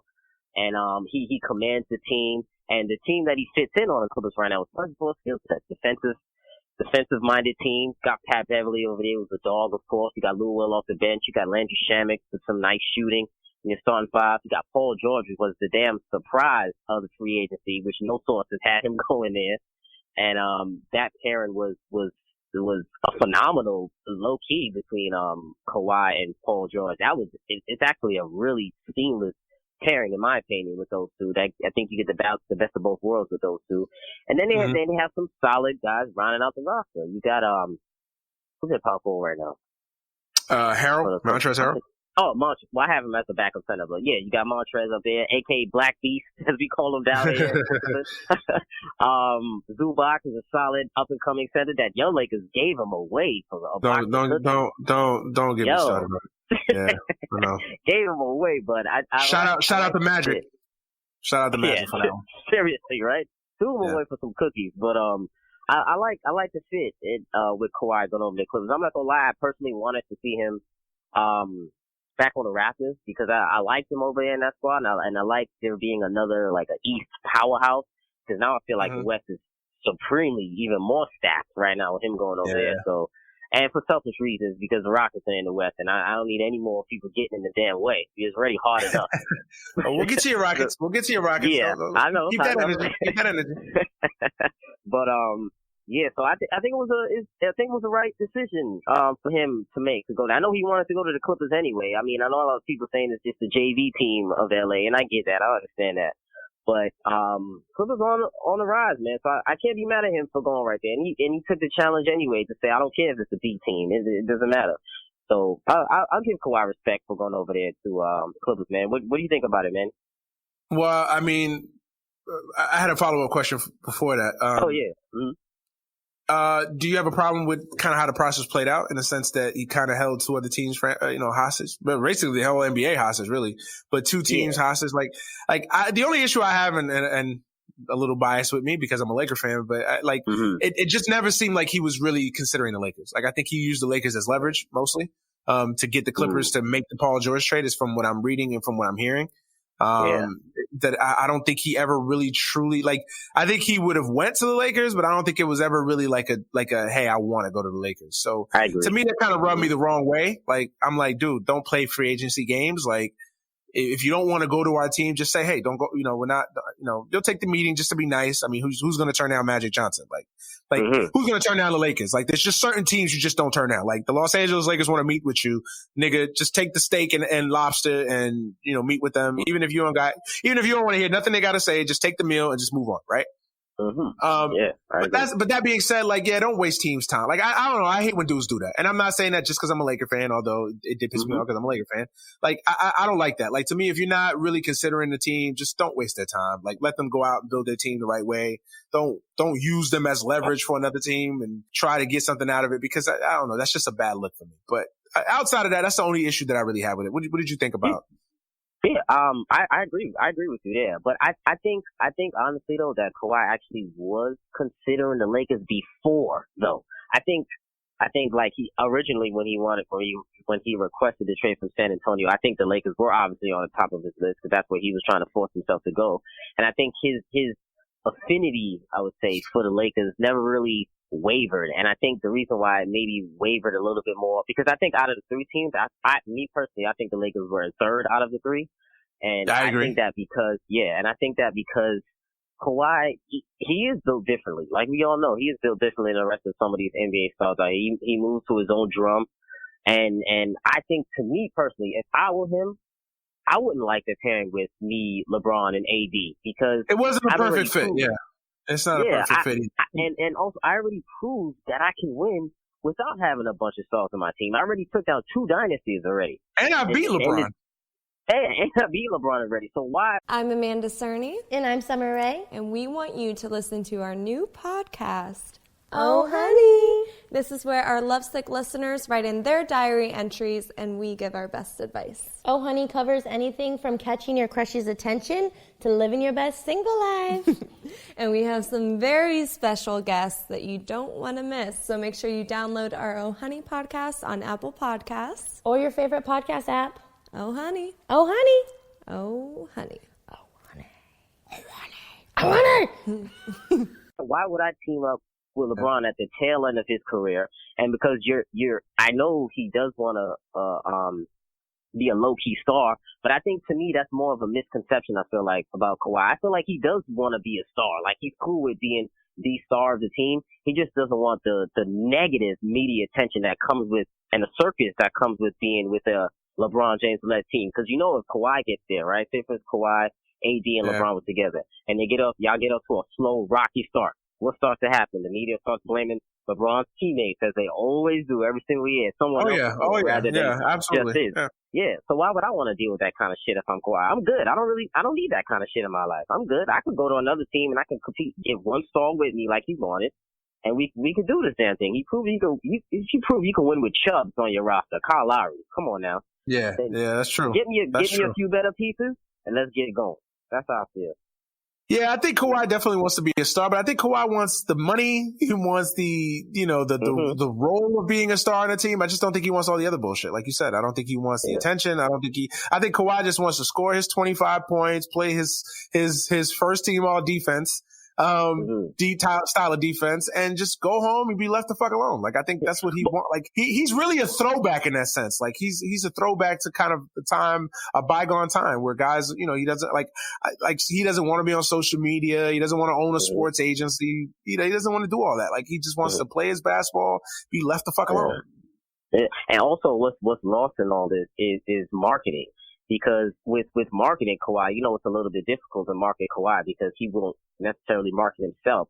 So I think he was looking at it from the standpoint is, I need the team to market for me. So I think that's what made him really like the Raptors, because the Raptors were really doing all the work for him. If you think about it, you had Drake over there being an ambassador and talking all his nonsense, bringing the extra attention to the team, which took it off of him being a star. They were really only looking at Kawhi for Drake was the star. Yeah, Drake was the star. Yeah, really. Yeah, if you think about it, Drake was the yeah. So to me, that's why I think Kawhi liked it, because it's like, all right, I don't gotta do too much. Let them market it for me. I'm good. And it's crazy, like the marketing aspect that you bring up. I actually think that in a weird way, I think this actually works for Kawhi. Like, I think he's not trying to be a marketable star, and by not trying to be marketable, he's become marketable. Like, I think the whole fun guy thing is starting to kind of grow into a life of its own. You know, the what it do, baby, the gifts and all that. Like, I actually think he's actually becoming more marketable. Like, I think I wouldn't be surprised now. Like, he is more marketable now because I think it's refreshing. Like, I think a dude that doesn't say much, doesn't want to be bothered, isn't out to be a diva per se. Like, he's just like, yo, I just want to play basketball, just be left alone. Like, I'm not here for the likes. I'm not here for the clickbait. I'm not here for all that. Like, I'm just want to play basketball, have fun. Grade me on winning. Yeah, exactly. Yeah. Grade me on winning. So I like that. So I had to get that out of the way. But as far as the basketball move, it makes. I mean, from a just an unbiased opinion, non-Laker fan opinion, it was a smart move for him to go to the Clippers, because I never, even though I fell into the trap just like every other Laker fan, I wanted him to go to the Lakers, and I got excited about the possibility of. I mean, who wouldn't? I mean, if Kawhi Leonard wants to go to the Lakers, who's going to sit there and be like, I don't want Kawhi Leonard? Like, to be fair, I said that about LeBron, but that's because of all the things that LeBron brings. Yeah, that's different reasons. Yeah, I understand that. But Kawhi wants to go to the Lakers. Like, any fan with a brain is going to take a 27-year-old two-time NBA champion small forward who is arguably, if not the best, in the conversation, top 3 best players in the world right now. Definitely. So of course, who's not gonna fall for that? But you know, I even like, that was my big concern. Quiet as kept. Is like, if he does choose the Laker, how is this all gonna fit? How is it gonna work? You know what I mean? So that was the thing for me that kind of scared me. It was like, okay, it's like when you finally get that dream job and then you get it, and it's like, oh, I actually have to like go to work now. Like, I actually have to do it. You know, so how is this all gonna work now? Like, you know what I mean? Not so that glamorous. It's not as glamorous as you thought it was. Yeah. So that was the thing with the Kawhi thing. But yeah, from a basketball perspective, it definitely was the right fit for him.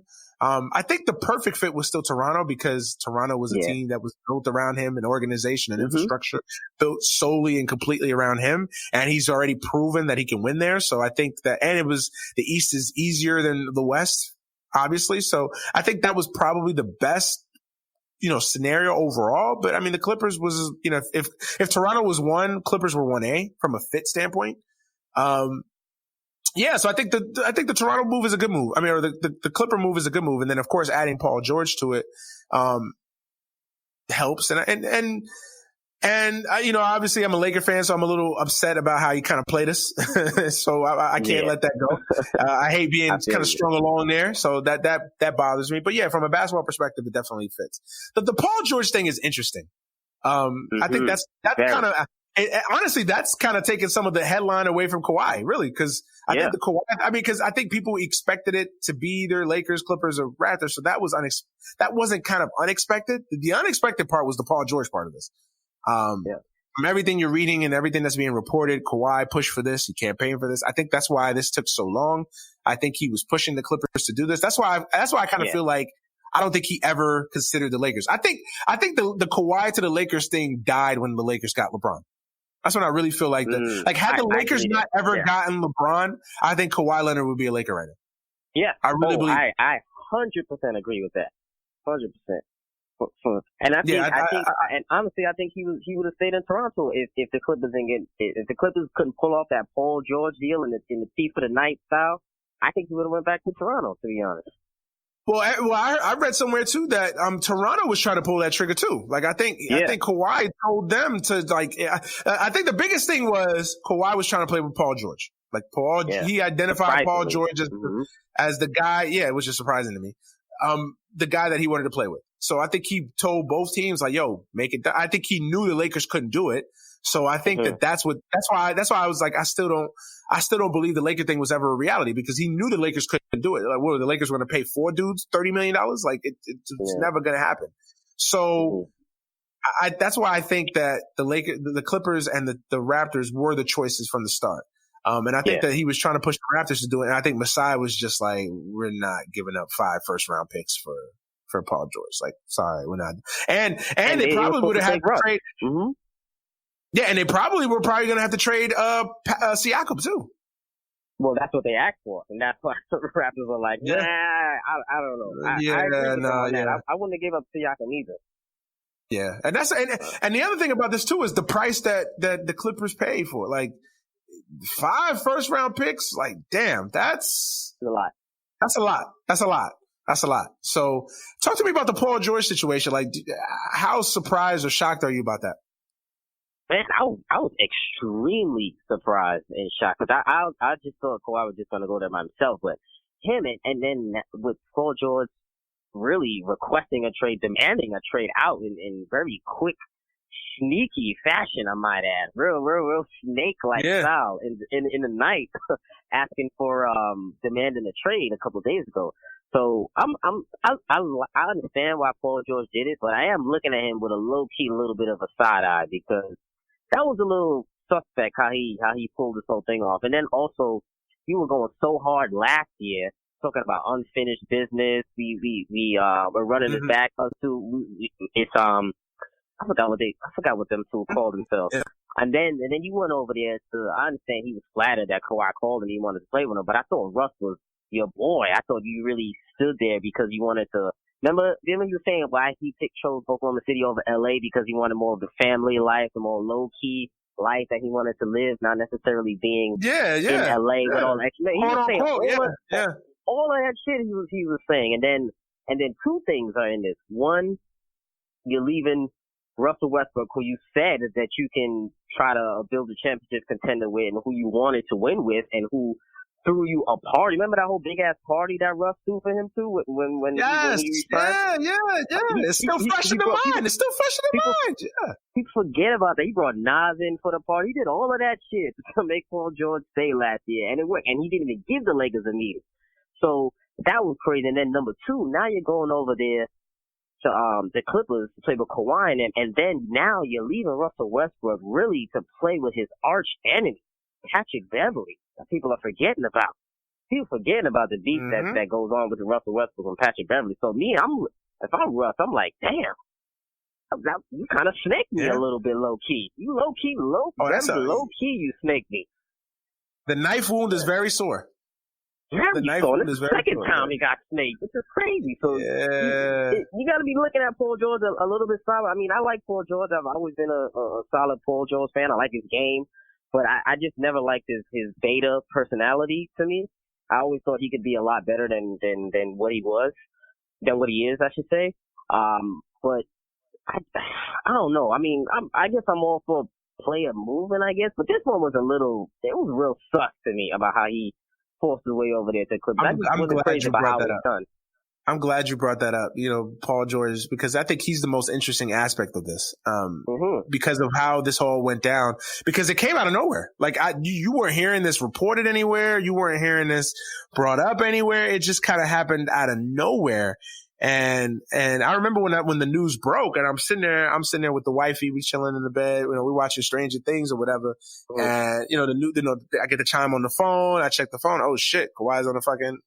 And then I see the Paul George trade to join Paul George. And I'm like, what? Yeah. Hold up. I got to backtrack to see what's going on. And I'm like, you never heard this being reported anywhere. Nothing was ever brought up. Like, this is so crazy to me. This is bonkers to me. Yeah, I agree with you, man. But I've always been a little iffy on Paul George. First of all, his game. I know. For me, Paul George is the perfect encapsulation of a guy who has Michael Jordan game, but has Scottie Pippen personality. Like he's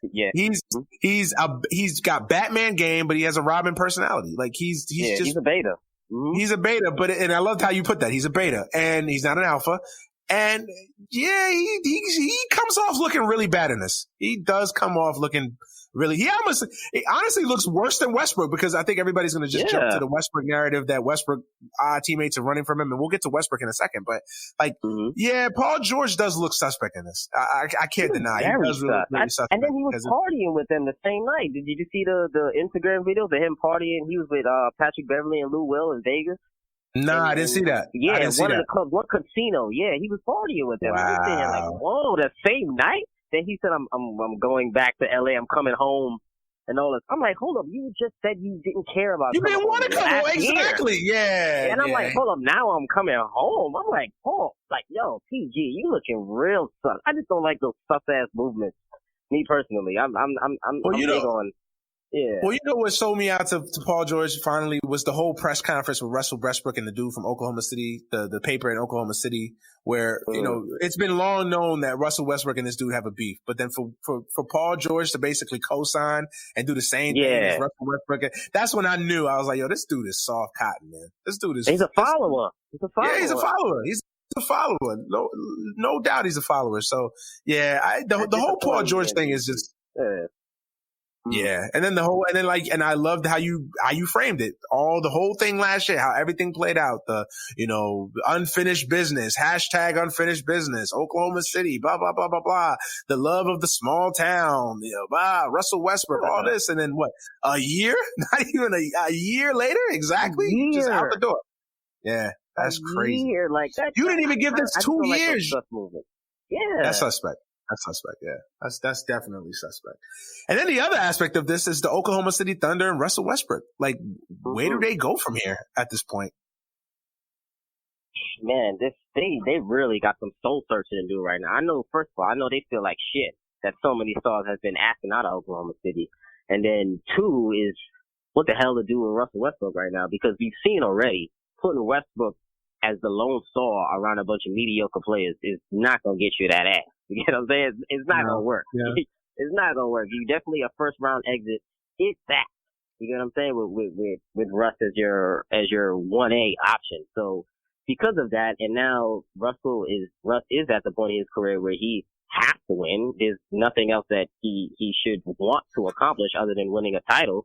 You would think, right? Double shit is over. Yeah, you would think this triple double shit should be over and he should be worried about winning. That's what we thought last year and the year before, but the case was a little otherwise. But the thing is that Russ, he cannot be your number one option on a championship contending team. No. And Russ has great talent, exceptional talent, but I always say his IQ is just not up to par. It's not just IQ, his situational IQ is not up to par. And that's always been my issue with Russell Westbrook, because in crucial moments, and you know this, we watch basketball, in crucial moments, crucial points of the game, when you need a strategic approach, you need to call a play, you need to take a smart shot, Russell Westbrook is not your guy. He still has that hero ball, me or the world, my mentality.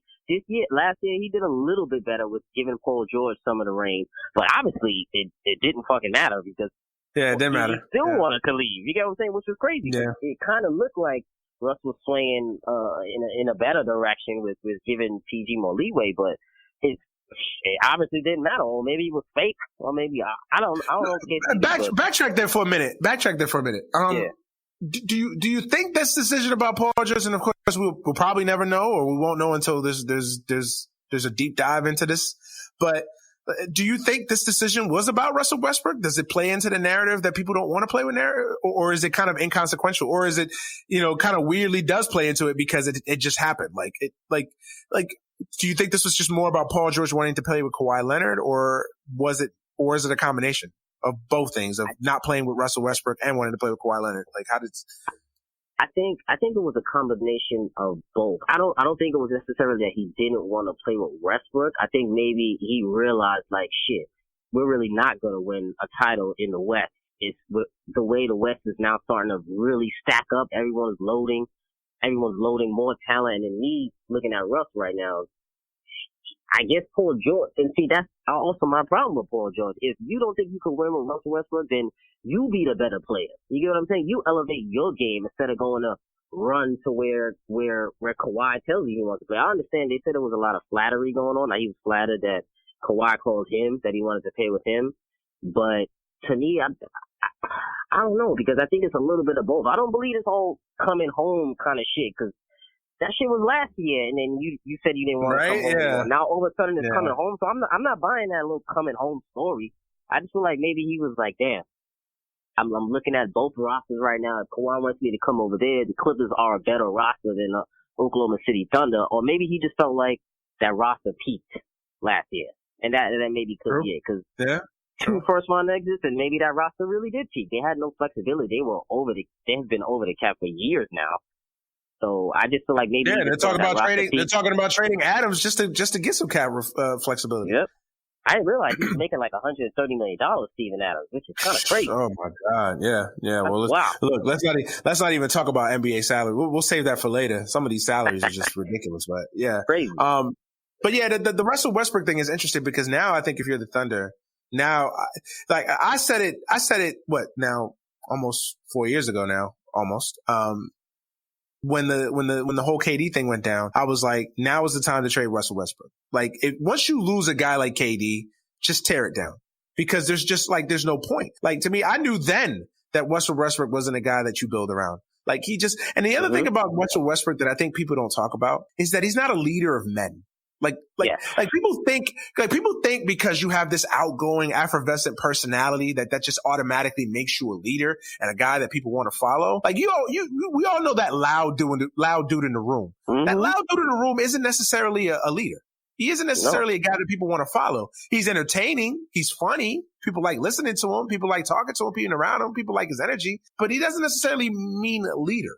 Like he's not a leader of men. And that's what I see with Russell Westbrook's biggest problem is that he's not a leader.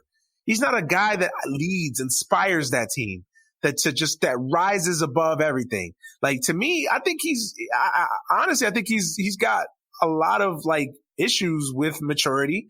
I think he gets caught up in silly spats and beefs. Like to me, that is beyond him. Like, why are you arguing and fighting with a reporter?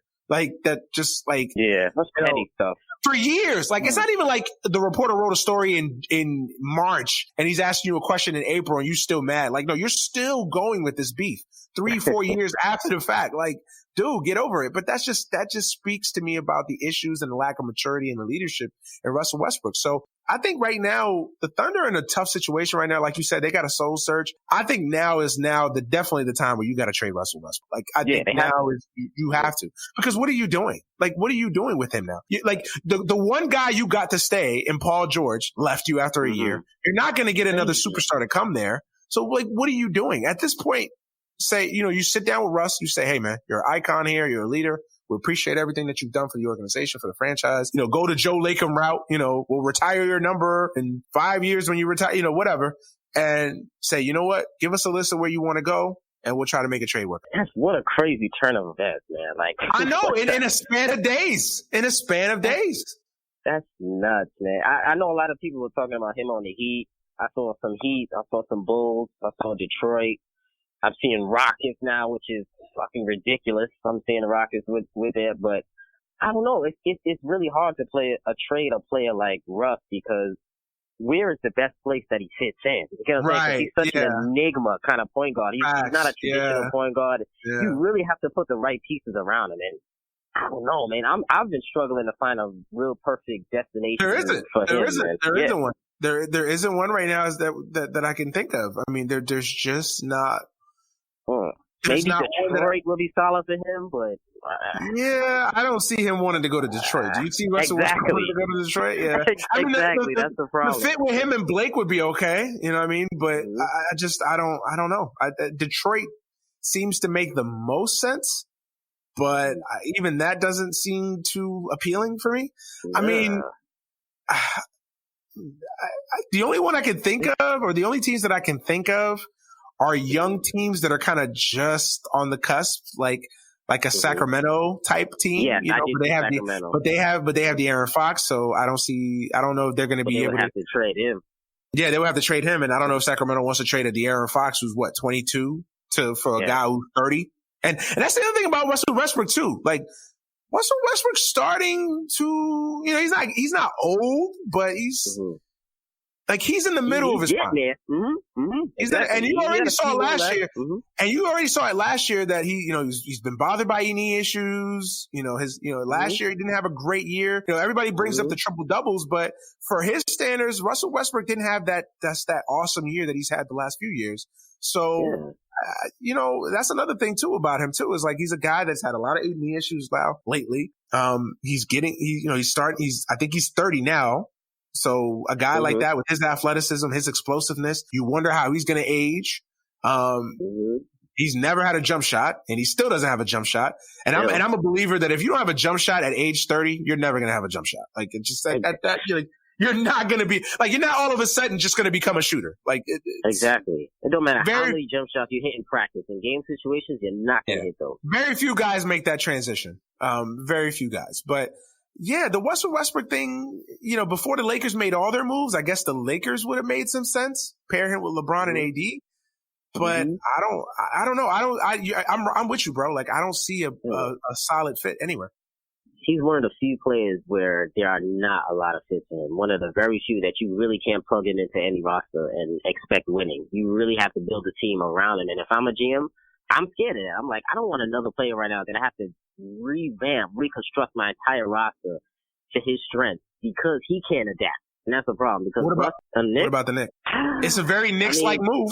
It's a very Knicks-like move. But you know what's crazy? I wouldn't even be mad at it if the Knicks pull that trigger because, they starving for star power out there. And Russ does embody, I guess, some of the Knicks culture, I would guess. But if I'm the Knicks, I'm not gonna lie, I would take a chance on them. They struck out on free agency anyway, so what the hell do they have to lose? If I'm the Knicks, I would do it. I mean, as long as I don't have to give up RJ. If I don't have to give up RJ, I could maybe keep Mitchell Robinson. I would let anyone else. I think you might have to give up RJ though. That's the thing. I think they could go ahead. So you would do it. Not if I have to give up RJ because you don't know what he's going to turn into. You get what I'm saying? Like it's way too early to be giving up on RJ already. You just gave him the keys to the franchise. You're already scaring him already with asking him stupid questions. Is your shoulders big enough to carry New York City with these dumbass questions that they're giving to him? But I'm like, I wouldn't give up on him already. I at least got to see a little something from him, or maybe see if I can pay those two together. But I'll tell him, you got anybody else except for RJ. I would think that's the only team that I can think of. The Knicks, Sacramento. What about Phoenix? Well, damn, I would be pissed off if I'm Russ if they send me to Phoenix.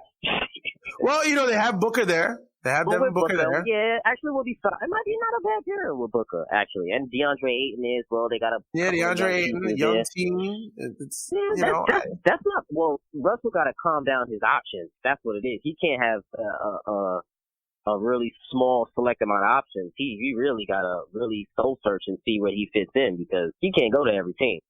Well, that's the thing. I think if you leave it up to Russell, I think obviously clearly LA would be an option for him. Like he would want to go to LA or definitely a California team, or New York. That's the only two teams that I would see. Only two places that I would see him playing. Maybe Miami. I know a lot of people have speculated that, but I don't know. Russell Westbrook doesn't seem like the Pat Riley type. He does not. Yeah, he's to me. He's not. He just doesn't seem. Yeah. I think Pat Riley would want to kill that man. He got to relax. He got to adapt and stop and relax on these empty stats that he's getting. And stats suffer for real, but it's all about winning plays and winning basketball. And where are you in those crucial moments? So he's got to adapt his game in any new team that he goes to. True. Yeah. Let's shift away from that. It's going to be interesting to see how this whole thing plays out because it affects three different players, three different franchises. So it's interesting how this all going to. I think it's to be continued. Honestly, I think there's one domino left to fall in this, and how the Thunder react to this. What do the Thunder do? What does Russell Westbrook do? So I think there's one domino left to fall on this. So it's definitely to be continued on that. Definitely. Mm-hmm. Let's move on to the other big move in free agency. Now that it seems like ages ago now. The Kevin Durant leaving Golden State to go to Brooklyn to join Kyrie. How did you feel about that move? Do you like it? Do you love it? Do you not feel it? How do you like it? I was excited. I mean, I'm in Brooklyn, so the city is definitely on fire right now, especially Brooklyn over here, because I'm in the Barclays a lot on a regular. So I'm excited with KD coming over here.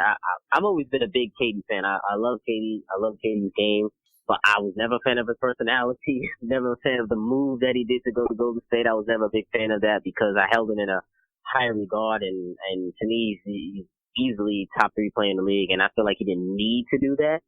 So I think now it was the right move for him to really change his legacy again, actually. I mean, it's one of the rare times we see a player's legacy trajectory change 3 different times in their career. So this him moving to Brooklyn, if they can win something, not it doesn't have to be a title, but at least putting the Brooklyn Nets in contention or at least making it to the finals, something like that when he gets back will be amazing for his legacy as a whole with resurrecting another franchise. But it all depends on how he comes back, because the Achilles injury, that changed a lot in how in this free agency. I feel like it changed a lot, and I think it changed a lot of KD's mental mind state in regards to making a decision, because I don't know, I feel like he would be leaning a little bit more towards Golden State if he didn't get hurt, but because of the way he went out and the way that whole kind of destructed at the end, it was the right move for him to actually move away from there and start fresh in a new franchise. And I'm not mad at him in the Kyrie pairing. Me personally, I would have rather Kemba over here over Kyrie. That was just my personal opinion. But I'm not mad at that, because those two, obviously they wanted to play together. We were seeing this shit all year. We've seen it for 2 years now. They wanted to play together. And Brooklyn, in the franchise, they really did what they asked, because they went and got KD and Kyrie's whole team of players that they're actually friends with. They gave DeAndre that money. They traded for Taurean Prince, who's another good friend of Kevin Durant. They really told him, listen, we'll do whatever you need us to do to get you over here, and they did it. So I guess you can't be mad at a franchise for doing that if you're KD, and everyone wants to be wanted, and he was damn sure wanted this free agency. So I like. Well, I don't blame the Nets for doing it. The Nets had to do it. I brought it up on the podcast with Jarv this week that, for all the hoopla the Nets got this year, the Nets were last in attendance in the NBA. Yeah. Think about that. You know what I mean? So, I know the Nets how had that to attendance looks. I'm in there. Yeah. So the franchise had to do it. I mean, it just was a no-brainer for the franchise. I don't think you could kill the Nets. Do you really think it helps his legacy, though, for Kevin Durant? I mean, everything that's being reported now with the, why he left Golden State, and who knows if some of this is bullshit? Who knows what is what? You can never know what to believe nowadays. But, the narrative's been put out there that, maybe he didn't get along with Steve Kerr, that, he just wanted to feel wanted. It felt like it was always going to be Steph's team and not his, which is the thing that upset me the most. It's like, what did you expect? You went to Steph Curry's team. Like, what did you think was going to happen? Like, I agree there. It was mind boggling to me. Like, I honestly don't think this helps his legacy, really. Like, I honestly think it hurts it a little bit, because it's like, if he wins, well, no, even if he wins, because it's like, hear me out for a second. Because now it's been put out there that you wanted to play with Kyrie, right? And it's like, it almost feels like a follower move, almost. Like, now you want it. It almost feels Paul George like. You know what I mean? It's like, now you want to go jump on this other dude to play with him. Like, to me, like, if I'm Kevin Durant, and this is more just psychoanalyzing Kevin Durant, like, at this point, what do you care if people doubt your legacy? Like, true basketball fans know that you're one of the greatest players to ever play this game. Like, that they know. Like, stay in Golden State, win your championships, dude. Like, you have nothing else to prove. You have nothing else to prove. You're a 2-time Finals MVP. You made a Goliath into a god. You turned Golden State from a Goliath into a god, essentially. Like, what do you have to prove? Just sit in Golden State. You're in a new arena with a wonderful organization. Say what you want to say about them, but I know people hate them or whatever. But you can't argue with the fact that they are an amazing organization. They have 3 other great players. A great head coach, a great GM, a great system, a great infrastructure around them, new arena. Like, stay there, win your championships, stack your championships, and just chill. Like, at this point, you're not going to change your narrative, because people are always going to look at you as a snake for the Golden State move, number one. Like, the only way to undo that snake move is if somehow he would have went back to Oklahoma City. He didn't. That wasn't an option, obviously. So and now this is, to me, kind of makes you look even worse, because of everything that's being put out there, plus the fact that everything is being reported that you basically went where Kyrie was going. So, like, if Kyrie would have went to Bangladesh, he would have played in Bangladesh, essentially. So, I don't know. To me, it doesn't really help his legacy. Honestly, it's like, I feel like it's a downgrade in his legacy, honestly, to me. To me. Now, if he wins, like, to me, if he wins, he wins, and winning is winning. So no one is ever going to look down on winning. So if he wins a championship there, he wins a championship there. But to me, from a narrative perspective, I don't think it helps anything of the legacy. I think it hurts it. I think it downgrades it, essentially, because now you're viewed as a snake, as a follower, as a guy who's overly sensitive, who's a diva, who is following his friends around. That's to me. I hear you. Uh-huh. No, I was going to say the other aspect of this too, and I was telling Jarv about it, is like, I'm not even sure from a basketball perspective this is going to work. Like, I think a lot of people are jumping the gun on this. Like the Clippers thing was seamless. It's a perfect match. I can see the Clippers making it to a conference final. I can see the Clippers winning a championship. I really do. The Nets, I'm not ready to go there with the Nets. First of all, from a basketball fit, I don't know if Kyrie and KD complement each other. I really don't. Oh, they don't. From basketball wise, they absolutely don't. Yeah, they don't. And can you look at this roster as currently constructed right now, and you can guarantee me that they're going to win a championship, or they're at least going to be in the conversation to win a championship? I don't see it. Yeah. So that's the other. I hear you. I mean, yeah. Sorry. Go ahead. No, go ahead. Yeah. I hear you on that. I definitely can't guarantee no championship with this roster. They definitely have to fill it out a lot better. And like you said, I 100% agree with you that their games don't necessarily complement each other. But it's, I guess how they were looking at it is, listen, we got two stars, we got two foundations, we'll make the pieces work. We'll see what fits. But to me, the issue is not KD, it's more of Kyrie and his game doesn't match Kevin Durant's game, because to me, Kevin Durant, he's such a great scorer. All he needs is a solid second scorer and also a nice prime distributor on his team, because that was always the issue with KD. He doesn't really even have to work that hard for his shots, but if he had a point guard who can really distribute to him in a great way, he could work even less to get his shot. So it's an interesting conundrum with Kevin Durant and the Kyrie Irving pairing, because I don't know. I mean, I'm giving it the benefit of the doubt to see if it would work, but my issue on that team is going to be how they space the floor in regards of ball movement. Because to me, in order for those two to work together, right, there has to be a distinct offensive system, I feel like, put in place for those two to not just be, because their stats are going to look sexy. Remember, no matter what, the stats are going to look good. They're going to score their 25 plus. That's going to look good. But it's as we see year after year, it's more about how your personnel and how you fit, how you game plan, how you play as a team, as a cohesion, rather than you just putting up great stats. Because there's no defense being played like that anyway in the NBA, so everyone is going to score. But how can you really elevate the rest of your teammates as well? And I don't look at Kyrie or KD as a leader. If you're keeping it above, neither one of those dudes are like leaders in my mind. So that to me is going to be the interesting part about it, and the part that I don't really love about it, because neither one of those dudes I consider leaders in my mind. Yeah, I agree. I agree completely. Yeah. And see, this is the other thing about the whole Golden State thing, because the Golden State seems like a perfect fit for him, because even if it was always an issue with basketball wise, with him fitting in there, a team that's so revolved around ball movement and he's an ISO player, it fit, because when they went to ISO situations, you had two spot up shooters that could just dominate. Exactly. He doesn't have that. He didn't have that in Oklahoma City. He doesn't have that here. I don't know. I just don't love that fit from a basketball perspective. I don't love it. It's not a perfect fit. I'm sure they can make it work. They're two talented guys, and those guys are going to want to make it work. So that's always a good thing. But I'm not ready to sit there and announce Brooklyn as a finals team for the next 4 years. I'm just not ready to go there just yet. And the other aspect of this too is, like, he's going to miss an entire year. Like, we don't know what Kevin Durant is going to be in 2020. That's lost in all of this. That's and I feel like a lot of people are not paying attention to that. Like, we could all say that, he's going to be okay, but none of us are doctors. And I'm sure that if you poll 20 doctors, you get a split on what KD's going to be. I'm sure some of them will say, yep, he's going to be just fine. I'm sure some of them will be like, we don't know.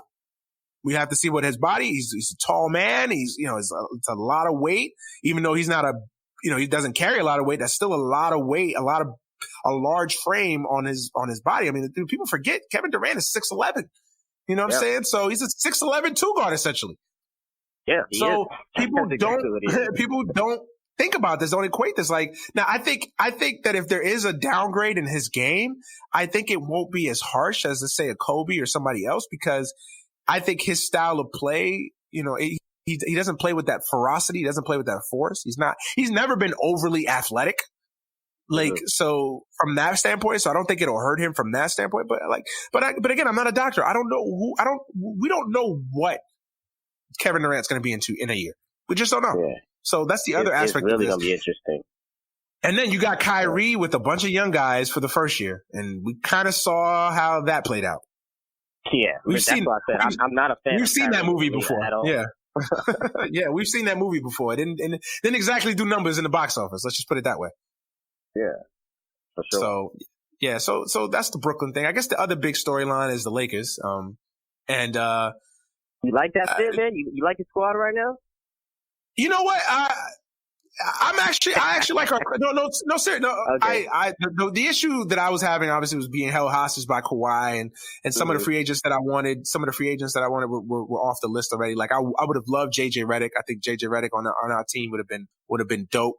But it didn't happen. I get it. But but I think the Lakers did a good job of making a bad situation, making the best of a bad situation. Like look at the moves that they've made. Like bringing back Rondo, I like it. I'm a fan of Rondo, so I like the move.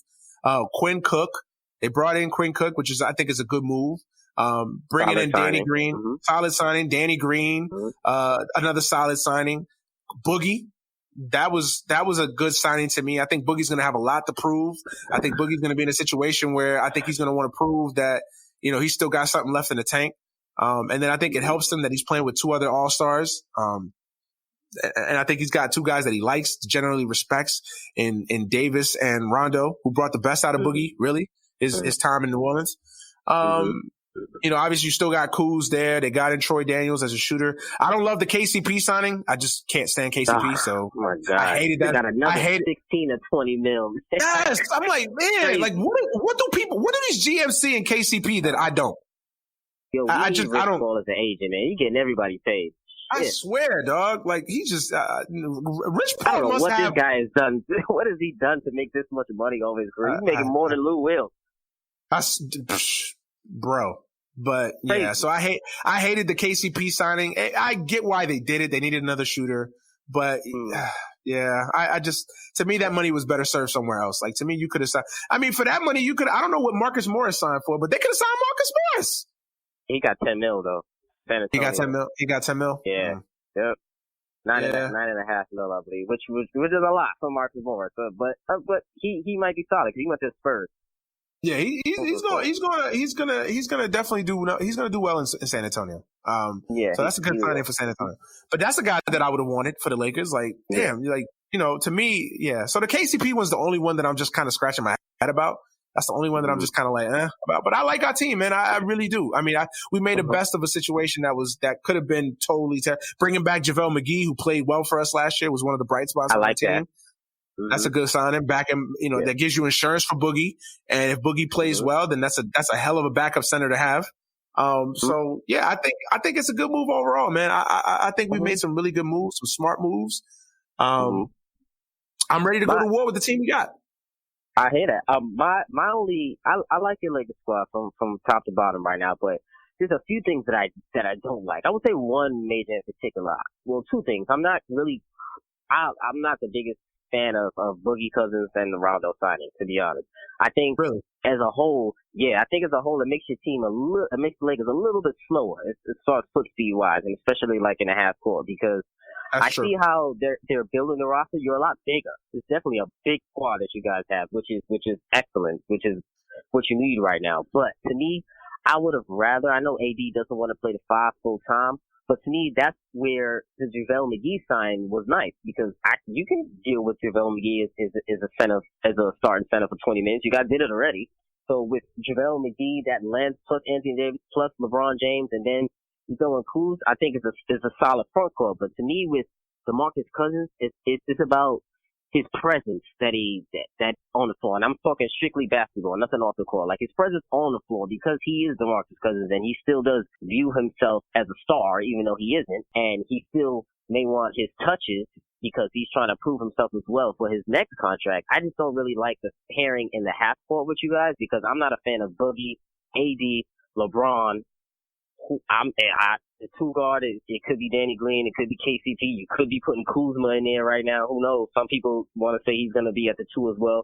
And then at the point guard position, Rondo, I don't love the fit with them, with those 3 bigs and Rondo and Rondo, because last year, I believe the numbers of their on-court with LeBron and Rondo were not very good. They were very terrible, actually, with Rondo on the floor with LeBron James. But now I think the roster is constructed a little bit differently, but I'm just not liking the foot speed from you guys right now. And it's really, to me, I think you guys really didn't need Boogie Cousins. I would have rather, I guess, I can't even say use that money on another shooter because there weren't really a whole lot of shooters left at this point. This point of free agency. So I see why it was that Boogie Cousins was a signing. But to me, I just feel like because he's there, he's going to expect some more playing time. And I don't feel like your best lineup will be with Boogie Cousins on the floor. That's why I'm not really crazy about that signing. Because I think you guys are a better team with AD at 5, Braun at the 4, Kuz at the 3, Danny Green at the 2, and I guess Rondo by default at the point guard position, because you guys really don't have any other point guards right now other than him and Caruso, I believe, something like that. Yeah, well, Quinn Cook, if you consider Quinn Cook. I wouldn't be mad at Quinn Cook there because he provides spacing. He provides spacing and he plays hard and he plays good defense. So I wouldn't be mad. He's just a complimentary piece on the floor because your forwards will be doing most of the damage with LeBron and AD and Kuz. So I'm just not crazy about the Boogie Cousins pairing with the Lakers roster as it's currently constructed. Yeah, but I still think you guys are going to be top 3, top 4 seed in the West. And there's a lot of injury question marks on your squad too. AD has never been fully healthy for an entire season. LeBron is looking like he's becoming injury prone. Who else? Rondo misses some time as well. Boogie Cousins, Boogie. Yeah. I'm not relying on him to start for a whole season. And I just didn't like how slow he looked last year. I called him LeVar Cousins. He was looking like LeVar Ball out there with that foot speed. So I'm just not a big fan of him in particular, and especially with that roster. I feel like a guy like him, he needs his touches or he wants his touches. And I think just Golden State kind of just masked his deficiencies last year. So a lot of people didn't see it, but I'm just not crazy because when he's in the post, I don't like AD spotting up. I damn sure don't like LeBron spotting up. And damn sure can't have Rondo spotting up. So I'm just not crazy about that fit. I think Boogie was a little bit more excess, I would say, for that Lakers roster. That's fair. No, you made some really great points. Like, that's fair. I mean, I'll agree with you. I didn't think we needed him. I think it was more of a luxury move. I think it was more of a favor, honestly. Like, I think they're just looking out for the favor. Yeah. I think it was, and I think it was, I think they looked at it as a no lose situation because I think they felt like, hey, it's 1 year, 3.5 mil. We sign him. If he has something left, that's only great because he's going to give us the best Boogie Cousins we've seen. And if he does it, we could kind of use him like Golden State, where you use him in spurts for a few minutes and then bring him out, put JaVale in, come off the bench, be a big off the bench. Like, you think honestly, he would come off the bench though? I think a lot has been made of Boogie's kind of demeanor. I think he's matured a lot from the Boogie, because I've always been a huge Boogie Cousins fan. And I'll be the first to tell you, like, in Sacramento, he wasn't exactly the most mature. He wasn't, exactly the greatest guy to be around. I get it. But I think the Achilles injury, him facing kind of his basketball mortality, I think it's made him grow up a lot. I think he's in a different zone. I think he's in a different mind right now. So I think he's still paying for a lot of the things he did as a young dude. Like, I think he's in a different space right now. Like, I think, especially I think it's easier for him. I think he would be Boogie Cousins. Like, if he was on the Knicks and he was the only guy there and then you're telling him, oh, you're going to come off the bench for Mitchell Robinson. Like, I think that'd be different. But I think he's on the Lakers. He's on another squad where he respects dudes. I don't think he was going to be a problem. I really don't. Like, I think a lot has been, like, quiet as kept. He was a good citizen in Golden State last year. Nothing you read about, he got along great with everybody. He fit in right in with the staff and the team. So I think Boogie's going to be all right. I think a lot has been made of his character and all that. Like, I think there was a point in time when he was that, but I think he's grown up a little bit. And I think it helps he's been more humble. I think the injury humbled him. Yeah, I mean, dog, an Achilles injury for a big man, it definitely humbles you. So, absolutely. So I think he's going to be fine, man. I think if he's gets off to a slow start or he's not playing well, I think he's willing to come off the bench. I really do. I think. So what's your ideal starting five? Are you starting Boogie or are you starting Kuz? Because I don't feel like both of them can start. No, I'm not starting Kuz. I think Kuz is in a perfect situation to kind of be the Lou Will for the Lakers. Like, just come in and he's good with that. He's young and hungry. But that's the thing. I think he's good. First of all, I think he's still young, where I think being off the bench benefits him in a lot of ways, because he could come in and play with that second team and just be the cooker. Like, yo, just cook. We don't need you to do nothing else, but just look at the second unit as your squad and just cook. But that's not really his game, though, man. That's not really his game. You can't really give Kuzma a rock and say, yo, give me 30. That's not really his game. That's not really his game per se, but I think he could do it. Okay. Like, I don't think it's totally impossible to see him doing it. I think he could do it. I just think there's no real fit for him on the starting five, because if AD doesn't want to play the center full time, then I just don't see that's trying to fit a square peg into a round hole to me. So if KD doesn't want to be a five, just play guys at their seat. Like, I'm always a big believer in playing guys at the most comfortable positions. So to me, LeBron at the 3, AD at the 4. You put to start the season, I guess you got to go with Cousins at the 5. I would the start 2 guard, man. Crazy. Would you really? I mean, I could go. I could go either way with it. Like, I could, if right now the Lakers told me that McGee's the starter, I would be like, okay. If you told me right now Cousins is the starter, I would be okay. Like, I could go either way with that one. Kuz at the 2, it's just not a fit. I don't see that. That's not ideal. Yeah, that's not ideal. It's going to be clunky. It's just nah. Especially when you got a Danny Green on your roster, where Kuz got to come up the bench. Woo, but it's interesting, Manny. Honestly, I don't think it's going to be that bad. Like, I think he would accept it in the proper situation, because I think even Kuz is like, yo, I'm playing with LeBron and AD. Like, I'm not in a situation where I'm getting benched for a KCP, or I'm getting benched for a lesser name. You know what I mean? I'm playing a role. I really think it could work. I think having Kuz be that 6th man, I think he could pull it off. I think he could be. I will say this: I think Kuz will be in the running for 6th man of the year. Definitely, he'd be in the discussion. Okay. So I like that. I like that than having Kuz just be out on the floor with these guys where it just doesn't seem like a fit. Okay, that's fair. I hear that. That's me personally. Now, I don't profess myself to be, Phil Jackson. So if Frank Vogel can figure it out, more power to him. But I don't see all those guys playing on the same lineup together. Now, if you told me that AD wants to play center and is good with playing center for 30 minutes or whatever, then fine. Yeah, the ideal lineup would be Kuz at the 3, LeBron at the 4, or LeBron at the 3, Kuz at the 4. Yeah, or LeBron at the 3, the Kuz at the 4, and AD at the 5. Then that's something totally different. Then we're talking about something totally different. But you just know everybody knows that AD doesn't like playing the 5. So it just why try to spit it? Like I said, why try to fit a square peg into a round hole when you don't have to? Agree. Yeah. So let's go through this rapid fire, before we wrap up. Any other move? What's the other move that you like in free agency that's like quietly not being talked about? Just, like a move, an underrated move for you that's just like, damn, that actually is a smart move. An underrated move. I would say, actually, I really like Malcolm Brogdon on the Pacers. I think that's a very solid underrated move. I do too. That not a lot of people are paying attention to. From both aspects too. From both aspects, because it helps Pacers and it hurts Milwaukee too. Because I think Milwaukee that definitely hurts Milwaukee losing Brogdon. Oh, it hurts them majorly. I know they're replacing them with Wesley Matthews, but it's not the same. It's not the same dribble penetration. It's not the same playmaking. And people sleep on Brogdon. He's a damn good player. He's a damn good player. Oh, he's a very, very good player. I love Brogdon. Yeah. He's just a very good player. One of those guys that just, why I think people sleep on him? Because he's one of those guys, like we talked about, that doesn't fill up a stat sheet. He fills it up in different ways, but he's not a sexy name. He's not a guy that just is like, oh, he scores 35 points a game. He's just one of those, he's just a basketball player. Like, he does a lot of different little things that just helps you win. Mm-hmm. One free agent that I was really high on, that I think was the most underrated free agent signing, but it wasn't really sexy because he stayed on his team, was Rudy Gay.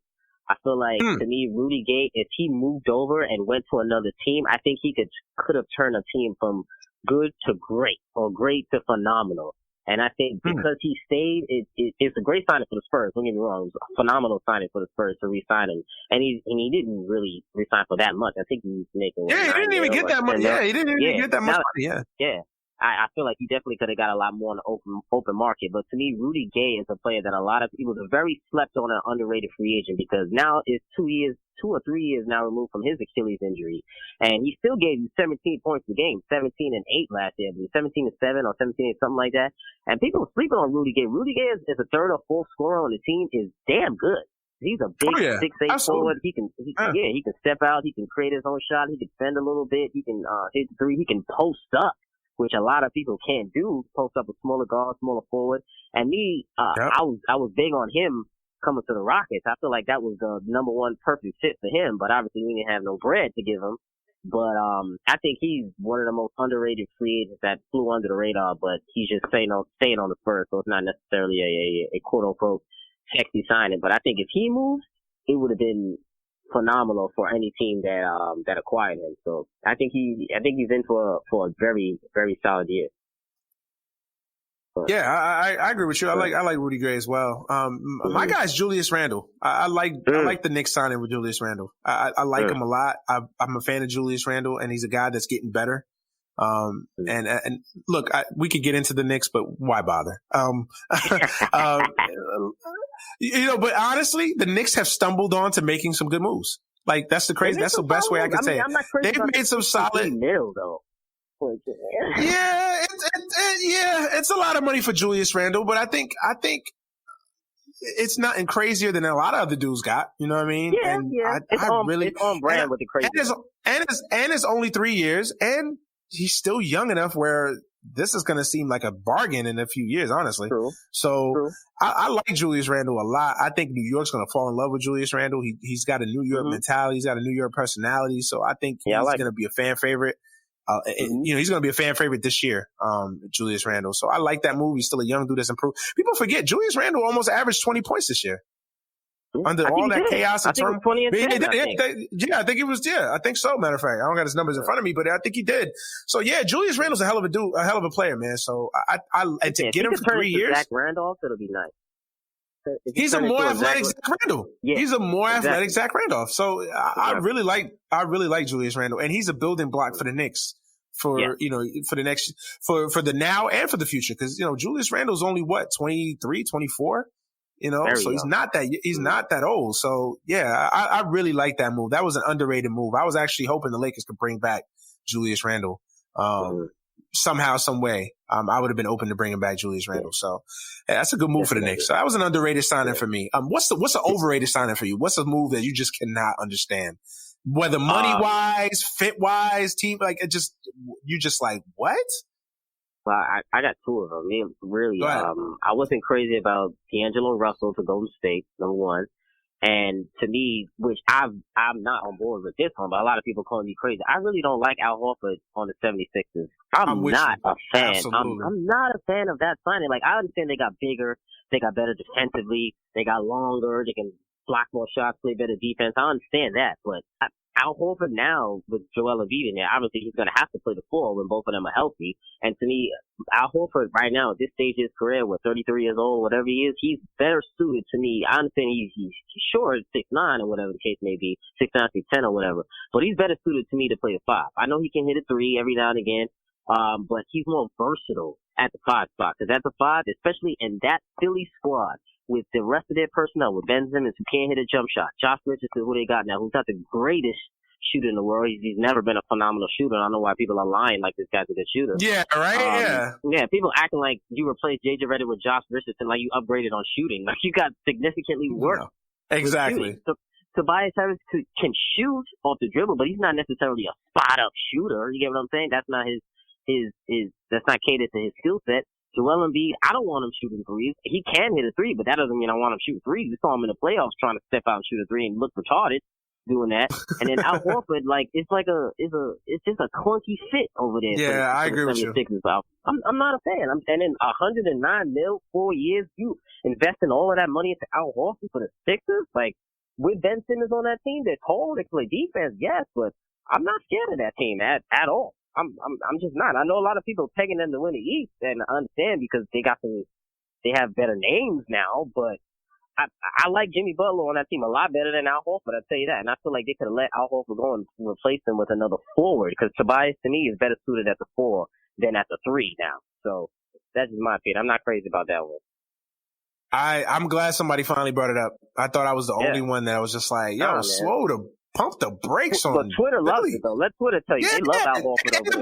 And the basketball world. Like, I love Al Horford too as a player, but I just didn't love this fit. Like, I'm just like, to me, I don't think they got better. Like, to me, they're worse. I think they got worse. Yeah, they got worse. Like, look at that roster top to bottom from the roster they had last year. They're worse. And Al Horford has always been at his best when he can play the 5. Yeah, always. Always. They got worse. When you go back to Atlanta, even when you go back to Boston, like he's always been at his best when he's been the 5. So playing him at the 4 when Embiid is healthy, and I get why they did it because I think it provides them some insurance with Embiid because Embiid sneezes, he's going to miss 25 games. So he's the king of load management right there. But that's a problem. That's a problem right there. You can't rely on Embiid to play. But you making a free agency signing based on load management. So that's another problem. Exactly. That's a major problem. Major problem. Yeah, I didn't like that deal, bro. I'm glad you said it because I felt like I was the only one on the island because I think even Jarv and them like it too. Like, oh, they like six. I'm like, I don't see it. Defensively, I get what they see defensively, but offensively, I'm not scared. I'm not scared of them offensively. Yeah, offensively, they're not the same. And I've never been the biggest Tobias Harris fan. Like he's a good player, but $38 million for Tobias Harris a year? Overpaid. You could have kept Jimmy Butler. To me, I would have. And I'm the king of bashing Jimmy Butler because I feel like Jimmy Butler in your locker room is a terrible proposition. That being said, for the money that you spent on Tobias Harris, I would have rather let Tobias Harris walk and just keep Jimmy Butler. That's but Jimmy just didn't me. want to stay. That's really the problem. He didn't want to stay. I get it. So you had to do that. But to me, I understand re-signing Tobias Harris. He played well there. He likes it there. Is a fit there. I just don't understand the Horford signing. Like to me, that money was better suited to go somewhere else. You could have re-signed JJ Redick. You could have re-signed JJ Redick, and you still had money left over to bring somebody else in. Listen, I would have brought in a damn, what's his guy, Bogdanovich or something like that over Al Horford for the 76ers right now because you provide more spacing, more shooting, and it's just a better fit. If you want Embiid to cook, if you want Embiid to Embiid, you got to give him the room in order to be Embiid. You get what I'm saying? They could have brought in a Harrison Barnes or somebody like that. I would have brought in a Brogdon. A Brogdon, yeah. Listen, Brogdon would have been phenomenal on that on Philly? Team. Yeah. Taking pressure off of Ben Simmons? Yeah, they wasted that $110 million. They wasted that shit on Al Horford, man. Bro. Yeah, I'm so glad you brought that up because I was just like, I felt like I was on an island with that. Like, I'm like, everybody is like telling me like, oh, it's going to be Philly and Milwaukee next year. They're going to battle it out for the East. And I'm like, who taking over at the end of the game, man? For the 76ers? Who taking over? That's a wonderful question. That's a wonderful question that I have no answer for. Exactly. I have no answer either. It's a guessing game. It's like whoever's playing good that night, I guess is going to take over. But I'm not scared of anybody on that roster. I'm sorry. No, I'm not. I agree with you. Why did you like the D'Angelo move? I think it's a smart move for 2 reasons. Because I think it gives I give Golden State insurance on Klay. Not being healthy all year. So I think that's a smart move in that. And I think it's a trade chip. Like, I think if they want to trade him February next year, they could trade him. I think in the offseason next year, you could trade him and get a good package back of players and picks. So I think it's a smart move for them. I know you don't like probably the amount of money that they paid for him, but and it's not the perfect fit, but I think you. Hello, everybody. Yes, it's me. It's Macaulay Culkin. Look at that. Check that out. Yes, I am the host of a podcast called The Bunny Ears Podcast. So, if you want to listen to me, Macaulay Culkin, talk about all kinds of things, we do lists and I have guests and sometimes we play games. I don't know. It's actually totally worth a listen and it's not even that long. So, come check it out. It's The Bunny Ears Podcast. So, all right. I'm really bad at ads. All right, bye. Fits their system. I like the move. I don't hate the move as much as some people seem to hate it.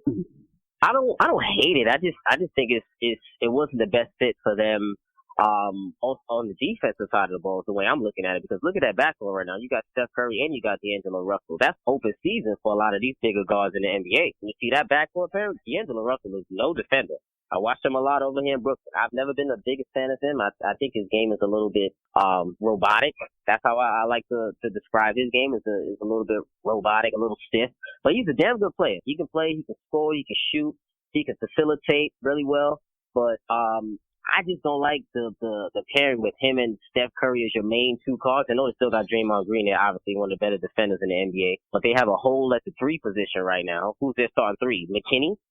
Like, think about it. Like, the Golden State, I feel like they would have been a lot better with acquiring another forward. But as a trade chip, I think it was a phenomenal signing for Golden State as a trade chip because they got something out of nothing, out of the KD deal. So that I can understand, and they can always flip D'Angelo Russell and move him because there's definitely going to be a lot of teams that like him. I just really necessarily don't like that pairing between D'Lo, Steph Curry. I mean, the only thing is it helps Steph Curry in a way because it still allows him to not play point guard, which he's never been the greatest player, being a primary facilitator on the team or a primary playmaker. So it alleviates those responsibilities off of him and gives it to D'Lo. But I'm just not crazy about that thing. When Klay comes back, and it's also a little bit clunky too because he got to play the 2 guard. You don't have to move Klay to the 3. So I'm just not a fan of it, me personally. No, I get it. I get what you're saying. Yeah. I think that this move was made as an insurance policy. If Klay comes back, I think they're going to ease him in, and then I think they're going to trade him next off. Like, I think D'Angelo Russell will not be a Warrior for 4 years. That's what I would say. I agree. 100%. So I think D'Angelo Russell is definitely. I think they're going to definitely trade him, and I think it's a smart trade chip because I think you're going to get people lined up. I mean, I'm sure if they call somebody now, somebody would be lined up to get D'Angelo Russell. You know what I'm saying? Yeah. So I think they could get something. I think they could get a lot of value for D'Angelo Russell.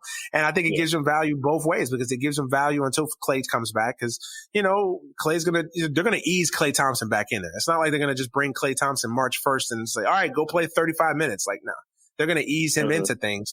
So I think it just only makes sense to have another guy out there that can score, that can facilitate, like you said. And I don't have aversions to it as much as you do, but I think it's a solid move. And I trust Golden State. Say what you want to say about Golden State. I trust their moves. I think they're pretty smart. I think they're not going to make a bad deal like this for nothing. I think they have a bigger deal in mind.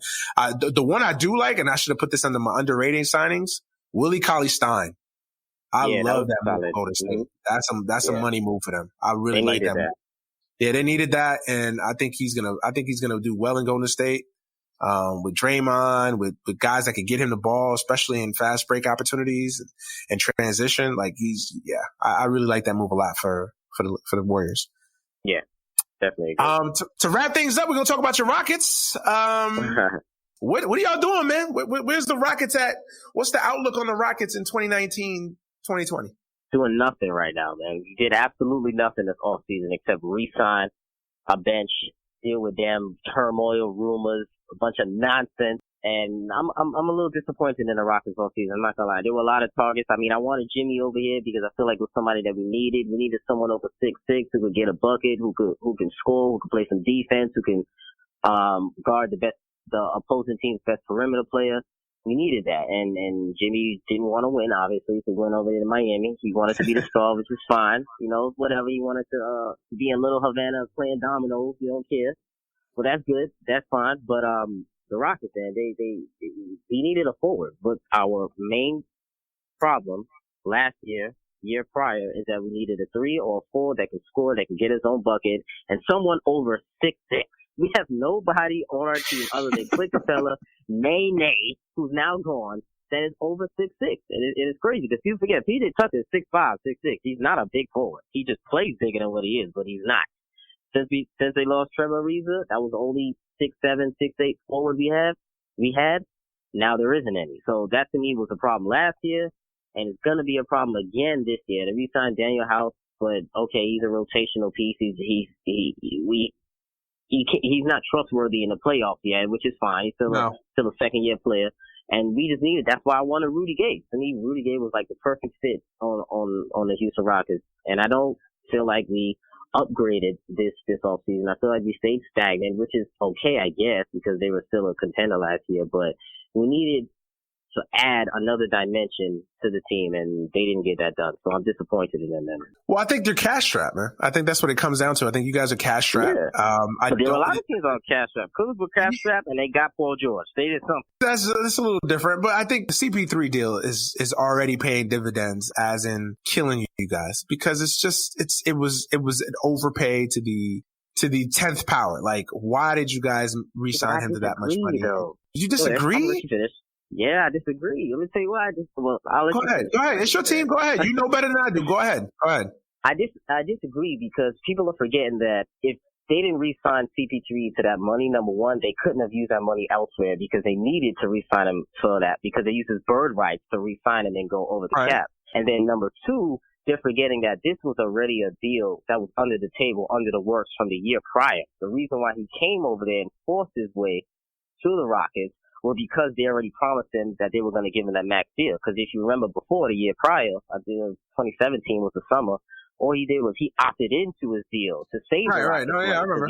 Yeah. So because he opted in his deal, it allowed them to acquire other pieces. But the real problem was that the Rockets were penny pinching. That's the real problem. They paid CP his money, which I feel like they had to pay. It was because he did what they needed him to do. They came there, they wanted to get success. We got all the way to the Western Conference Finals. It was a freaking stupid ass injury that killed it. So I feel like they had to pay Chris Paul for that money, because then he would have walked. Remember, people forget, he would have went to the Lakers last year. If he could have forced his way over there, if he really, really wanted to, the year prior, if they didn't want to pay him, there were little rumblings of that, or rumblings of him going to other teams as well. So they had to pay him that money to save face, number one. And then number two is really because the owner, Tillman Fertitta, he was really been penny pinching, and he didn't want to go into the luxury tax. That's why they didn't want to re-sign Trevor Ariza. They didn't want to re-sign Luke. So they let a lot of people go that they needed to, because they thought they can hit the bargain bin with signing James Ennis and a couple of little scrubs that they signed for the vet minimum. So in turn, it actually hampered the roster. And I understand your hesitation with the CP3 deal, because we know he is an aging point guard now. He is past his prime, obviously. He's 34 years old, but he has 2 more years on his deal left after this season, and one of them is a play option. So not saying he will necessarily take that play option, and he'll necessarily opt out, but it to me is not really that much of an overpay, because he still provides value other than stats. You know what I'm saying? His to me, Chris Paul's value isn't in stats. His value is in leadership and what he brings to the table in regards to how he elevates the rest of the teammates. The problem really this year wasn't really personnel. It was coaching was our issue. It was coaching, and it was adjustments, because the game plan was significantly changed this season. And if you look at it, how do you expect CP3, one of the best playmakers of all time, to sit around and not be a playmaker? You know what his usage rate this year was, Manny? 55th in the league. 55th in the league. How is a playmaker of CP3's caliber 55th in usage? It was tied with, I believe it was Buddy Hield or something like that. Why are they the same usage? And you know what James Harden usage was? 1, of course. So the fact that the game plan was so skewed towards James Harden this year was a problem. And I understand CP3 was hurt, he had some injuries, the case may be, but when he came back, they should have went back to 2017 Rockets, where it was more of them taking turns initiating, running the offense, rather than one person initiating the offense and everyone else just standing around. They took it to the extreme this year. And to me, that was just Dan Tony's problem, and it was his just lack of adjustment and lack of playing the entire roster as a whole. So if you look in the playoffs, Kareem was playing great for the Rockets. He didn't play anything in the playoffs. He was stuck on the bench and you're playing which I didn't understand. Yeah, we lacked energy in the playoffs, and why would you not put in an energy play? You put in fucking Nene. You remember when they played the Golden State Warriors in Game 1, and Steph hit that shot in Game 1 to end the game on Nene? Why is Nene in the game? Yeah. Why the hell is Nene in the game? So to me, it wasn't necessarily about personnel to us. For us, it was more about coaching adjustments. And Dan Tony is a fucking shitty coach, in my opinion. He's a great coach in regards to winning regular season games, but when it comes down to adjustments in the playoffs, he's severely lacking, and he's not really a great leader of men, as we talked about before. So that was has been my issue with the Rockets. I don't think it's necessarily CP3's contract, because if you look at the numbers, he played so much better when this guy was in the lineup, and after the All-Star break, we had the best record in the league after the All-Star break, when CP3 came back from his hamstring injury. But it's more of a playoff issue with us. So our team with Rockets is more about the playoff, and when people needed to step up, when the Rockets needed them, they didn't step up. A.K.A. James Harden, A.K.A. Chris Paul could have stepped up a lot better, because he didn't have a really great postseason either. But it was a lot of pouting going on. Yeah, it was a lot of pouting going on. But CP3 last postseason was phenomenal. Remember, he had that 41, 45-point game to get to the conference finals and all of that. So there's a lot of turmoil going on. Mm-hmm. The biggest issue, I've never loved their fit together as a duo, Paul and Harden. I've just never been in love with that fit together. So that's always been my hesitancy with that team. And then the fact that, I do think he's overpaid, because he's in the back nine of his career. So I think that contract, I get everything that you're saying. They had to do it. It was they had to do it. I don't blame the Rockets for that. I think that deal coupled with the Capella deal is what's killing y'all. Like, that's fair. See, now that's fair. Mm-hmm. Now that deal coupled with the Capella, like to me, you couldn't do that deal and keep Capella. Like you had to maintain some kind of flexibility. You know what I'm saying? And they felt like, and I get from the other perspective too, like, yo, we can't let go of Capella. You know, he's a young big who's getting better, blah, blah, blah. But I feel like you can find another Clint Capella. You know what I'm saying? Like you can find other dudes like that do that. You know what I mean? To me, the 91 million or not, however, I think it was 90 something million that they paid. Yeah, 90 million. Yeah. Mm-hmm. Yeah, that killed that. Like the CP3 is killing them, but the added on the Clint Capella deal is like the sugar on top. Like that's just like, damn, it's just it's killing them. So I think about all the other rosters. Everyone has 2 stars that are getting paid at least $30 million. They're not the only. It's not a crazy thing that 2 stars are getting paid over $30 million. It's damn near every team right now has 2 stars. Right. They filled out the roster better.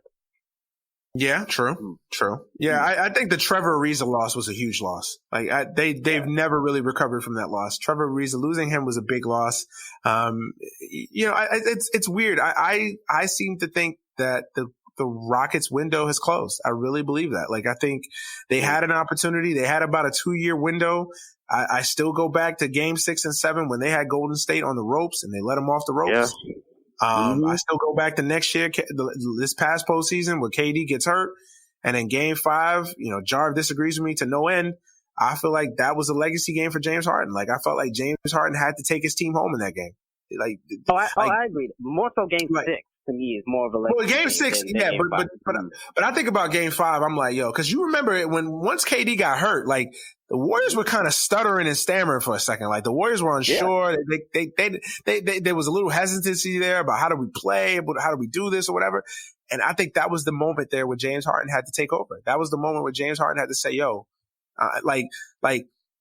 and I know a lot of people don't hate when I say this because you can't equate it to stats. You can't equate it to numbers or anything. It's just an intangibles.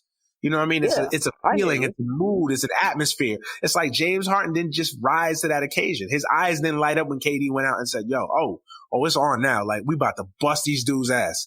He didn't do that. And then in game 6, of course, I mean, how do you lose that game at home? How do you lose that game? Oh my God, man! I went into depression for a few days. You can't lose that game. If you're James Harden and you had the season that you've had, and you're an MVP, and I know all the the basketball schematics, the defenses that they threw at him, they made other guys shoot. I get all that, but if you're James Harden, that's just a game that you cannot lose. You cannot lose. You tell your team, you tell D'Antoni, I don't care what we got to do, we're not losing this game. Not tonight. Yeah, we may get blown out game 7, but we're not losing that game. Yeah. If you're a superstar, you ensure that you're going home for game 7. You're going to game 7. And he didn't do that. It was his job to adjust. He didn't. I definitely believe that he should have adjusted a lot better in that series and really took over at the end of the game. And because Chris Paul was playing fine in game 6, it was his best game of the series actually in game 6 when he was playing. So I feel like James Harden should have really, and it's James Harden's team. A lot of people blaming Chris Paul, but it's James Harden's team. Yeah, he's the guy. Team. He is the guy. Absolutely. He is the guy. And that's my issue with James Harden. I've always felt like James Harden is a guy that's a stat sheet stuffer. He's going to stuff the stat sheet. He's going to put up incredible numbers and it's fun to watch and it's cool. And oh my God, 60-point triple double. That's great. But when it's winning time, when you get into the postseason, when it's winning time, I don't think he's that guy that you can win with. I just don't. I don't think he's that guy that just rises above the occasion. Now, again, I'll shut up if he proves me wrong. That's all I've ever said. I've never said. Jarv always makes fun of me because he says I hate James Harden. I just hate the media. The media fawns over James Harden and tells me that he's Kobe, that he's this. I feel like they hate James Harden, the media. I think.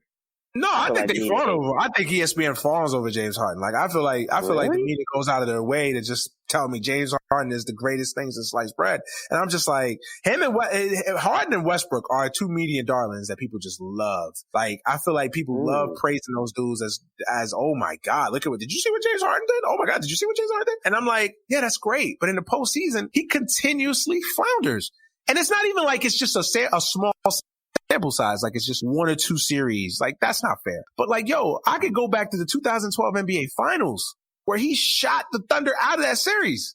Yeah.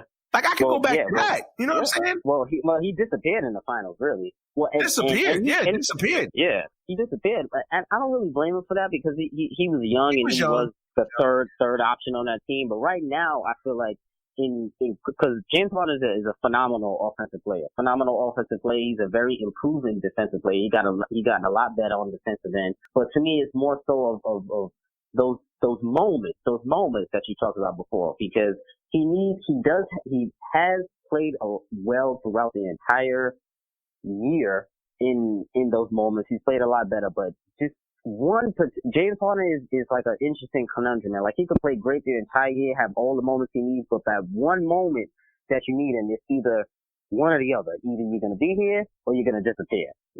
And I just didn't like sometimes how he didn't want to take the shot. Is what I didn't like the most about James Harden. Yes. That's the only part that I didn't like. He played well, but he didn't want to.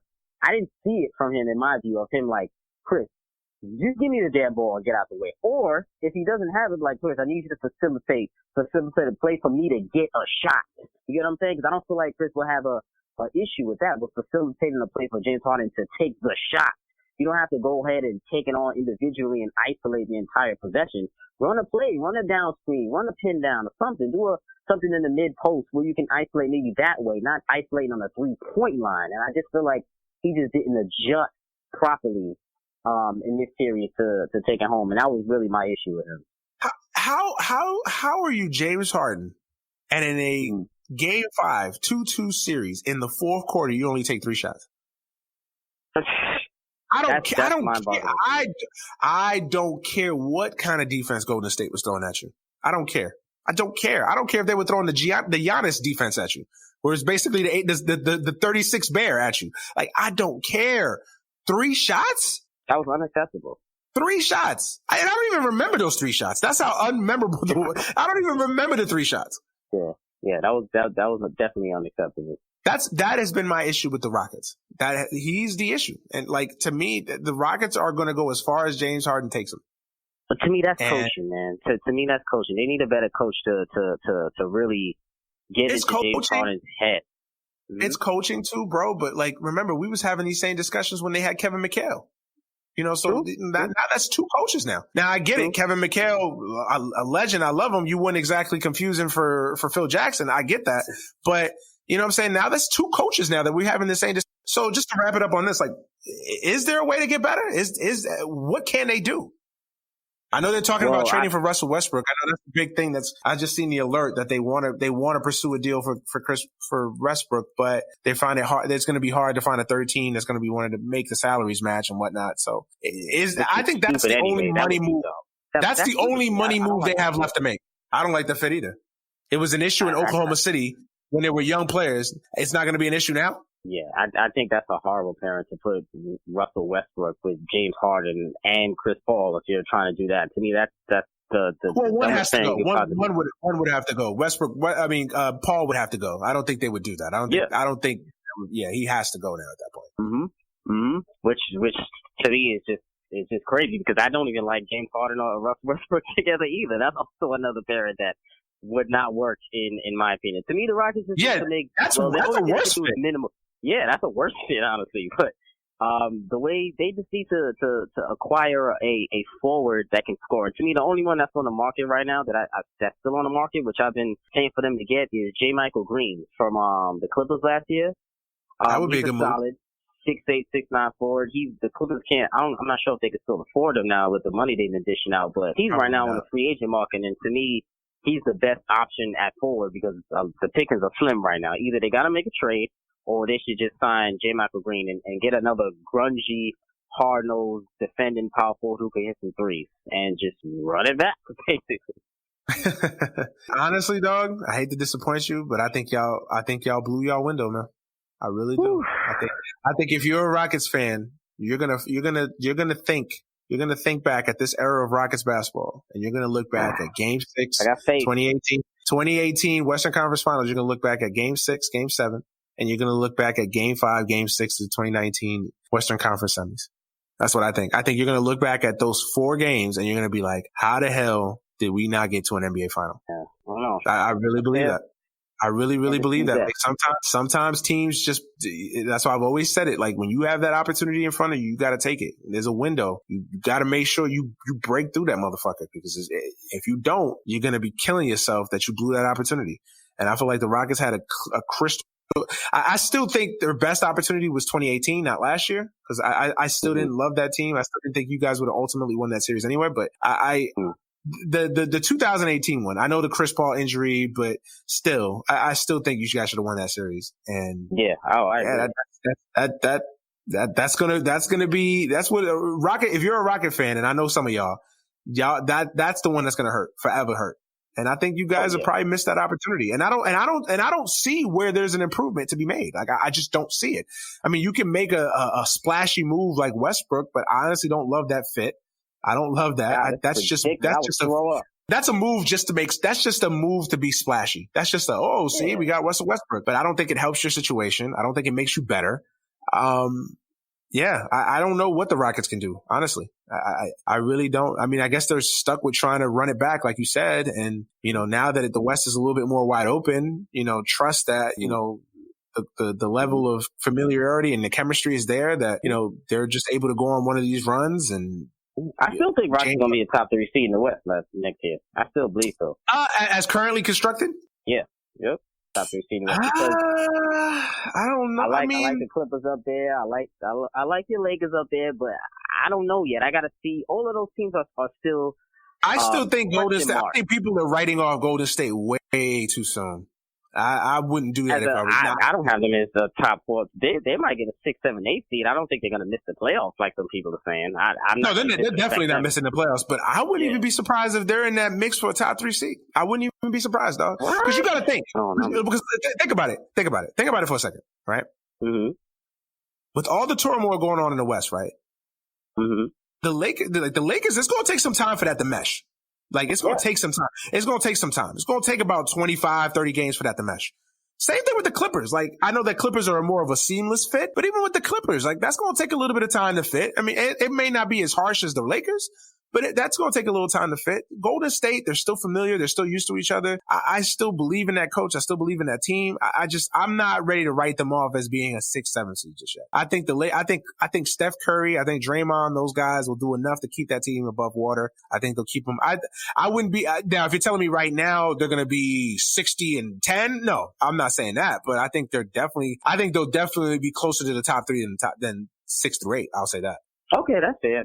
I definitely believe they'll be in like the 6 to 8 kind of range, me personally, but we'll see, man. The Rockets to me right now, the Rockets right now, for me to them to be a top 3 seed, it would just take another crazy ass season by James Harden, which he's capable of doing, by the way. But I think all needs a healthy season from Chris Paul. To me, honestly, last year it was a bad year. Remember what was going on with the Rockets? There was a lot of turmoil, a lot of roster. But see, the thing with that is, can you really count on a healthy Chris Paul going forward? Though that's the thing. I mean, it's not a guarantee anymore. He's always banged up, Just. He's always banged up. That's the thing. That's what I'm saying. Like, I can't, if I'm a betting man right now, I'm saying like, yo, I don't, if Chris Paul was a stock right now, I'd be feeling a little iffy about investing in that, like, long term. That's fair, but I would say this. Can you rely on Anthony Davis health? What has he shown you that he's been a healthy player all You're year, right. every single year? You're absolutely right.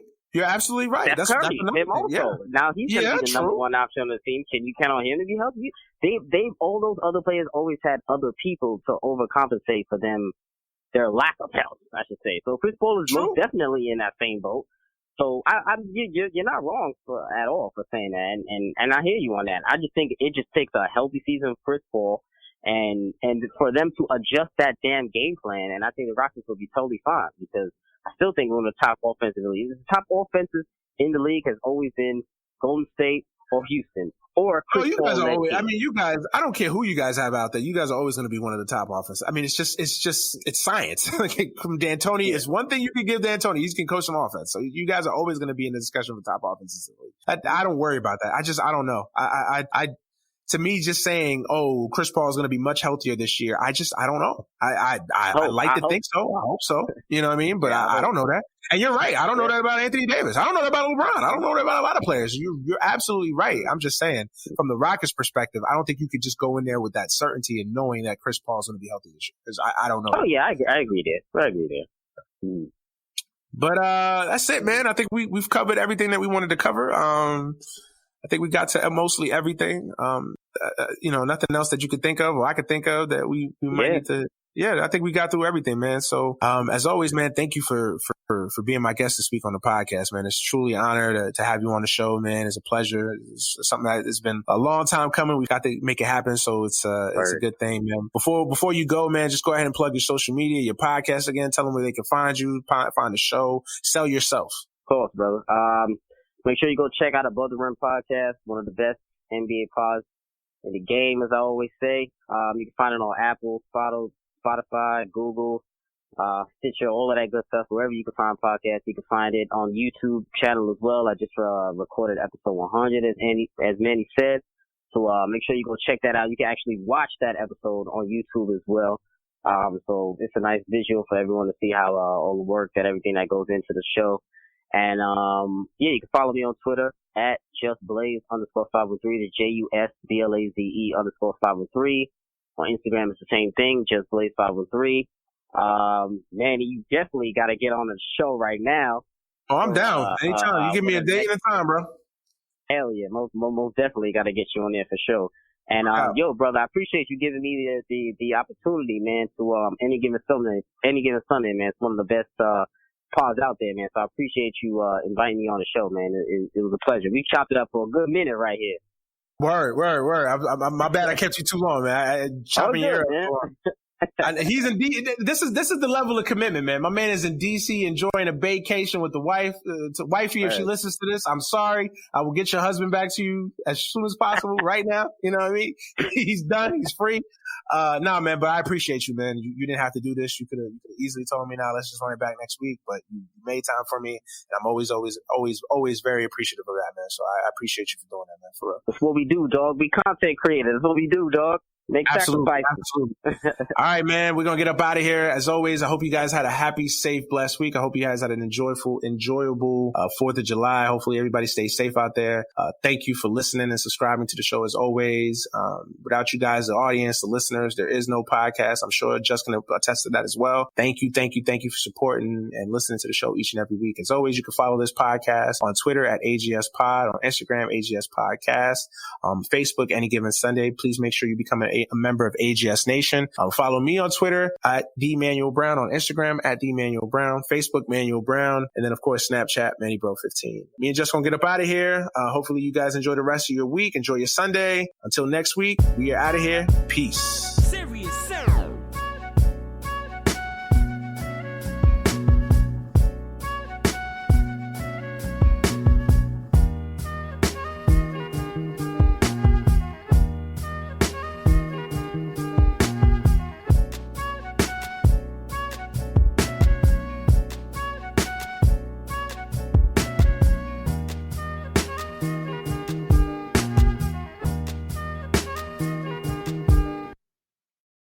Hey, I'm Sapphire. Want to hear something scary? If you love getting the chills, make sure to tune in to the Something Scary podcast. Come join me as I read the creepiest urban legends, folktales, and ghost stories from my friends, family, and listeners like you. Like stories about skinwalkers, powerful sorcerers with the ability to change their appearance into another animal so that they can kill more easily. And hearing about them draws them right to you. Oops. Subscribe to the Something Scary podcast in Apple Podcasts or wherever you listen to your favorite shows.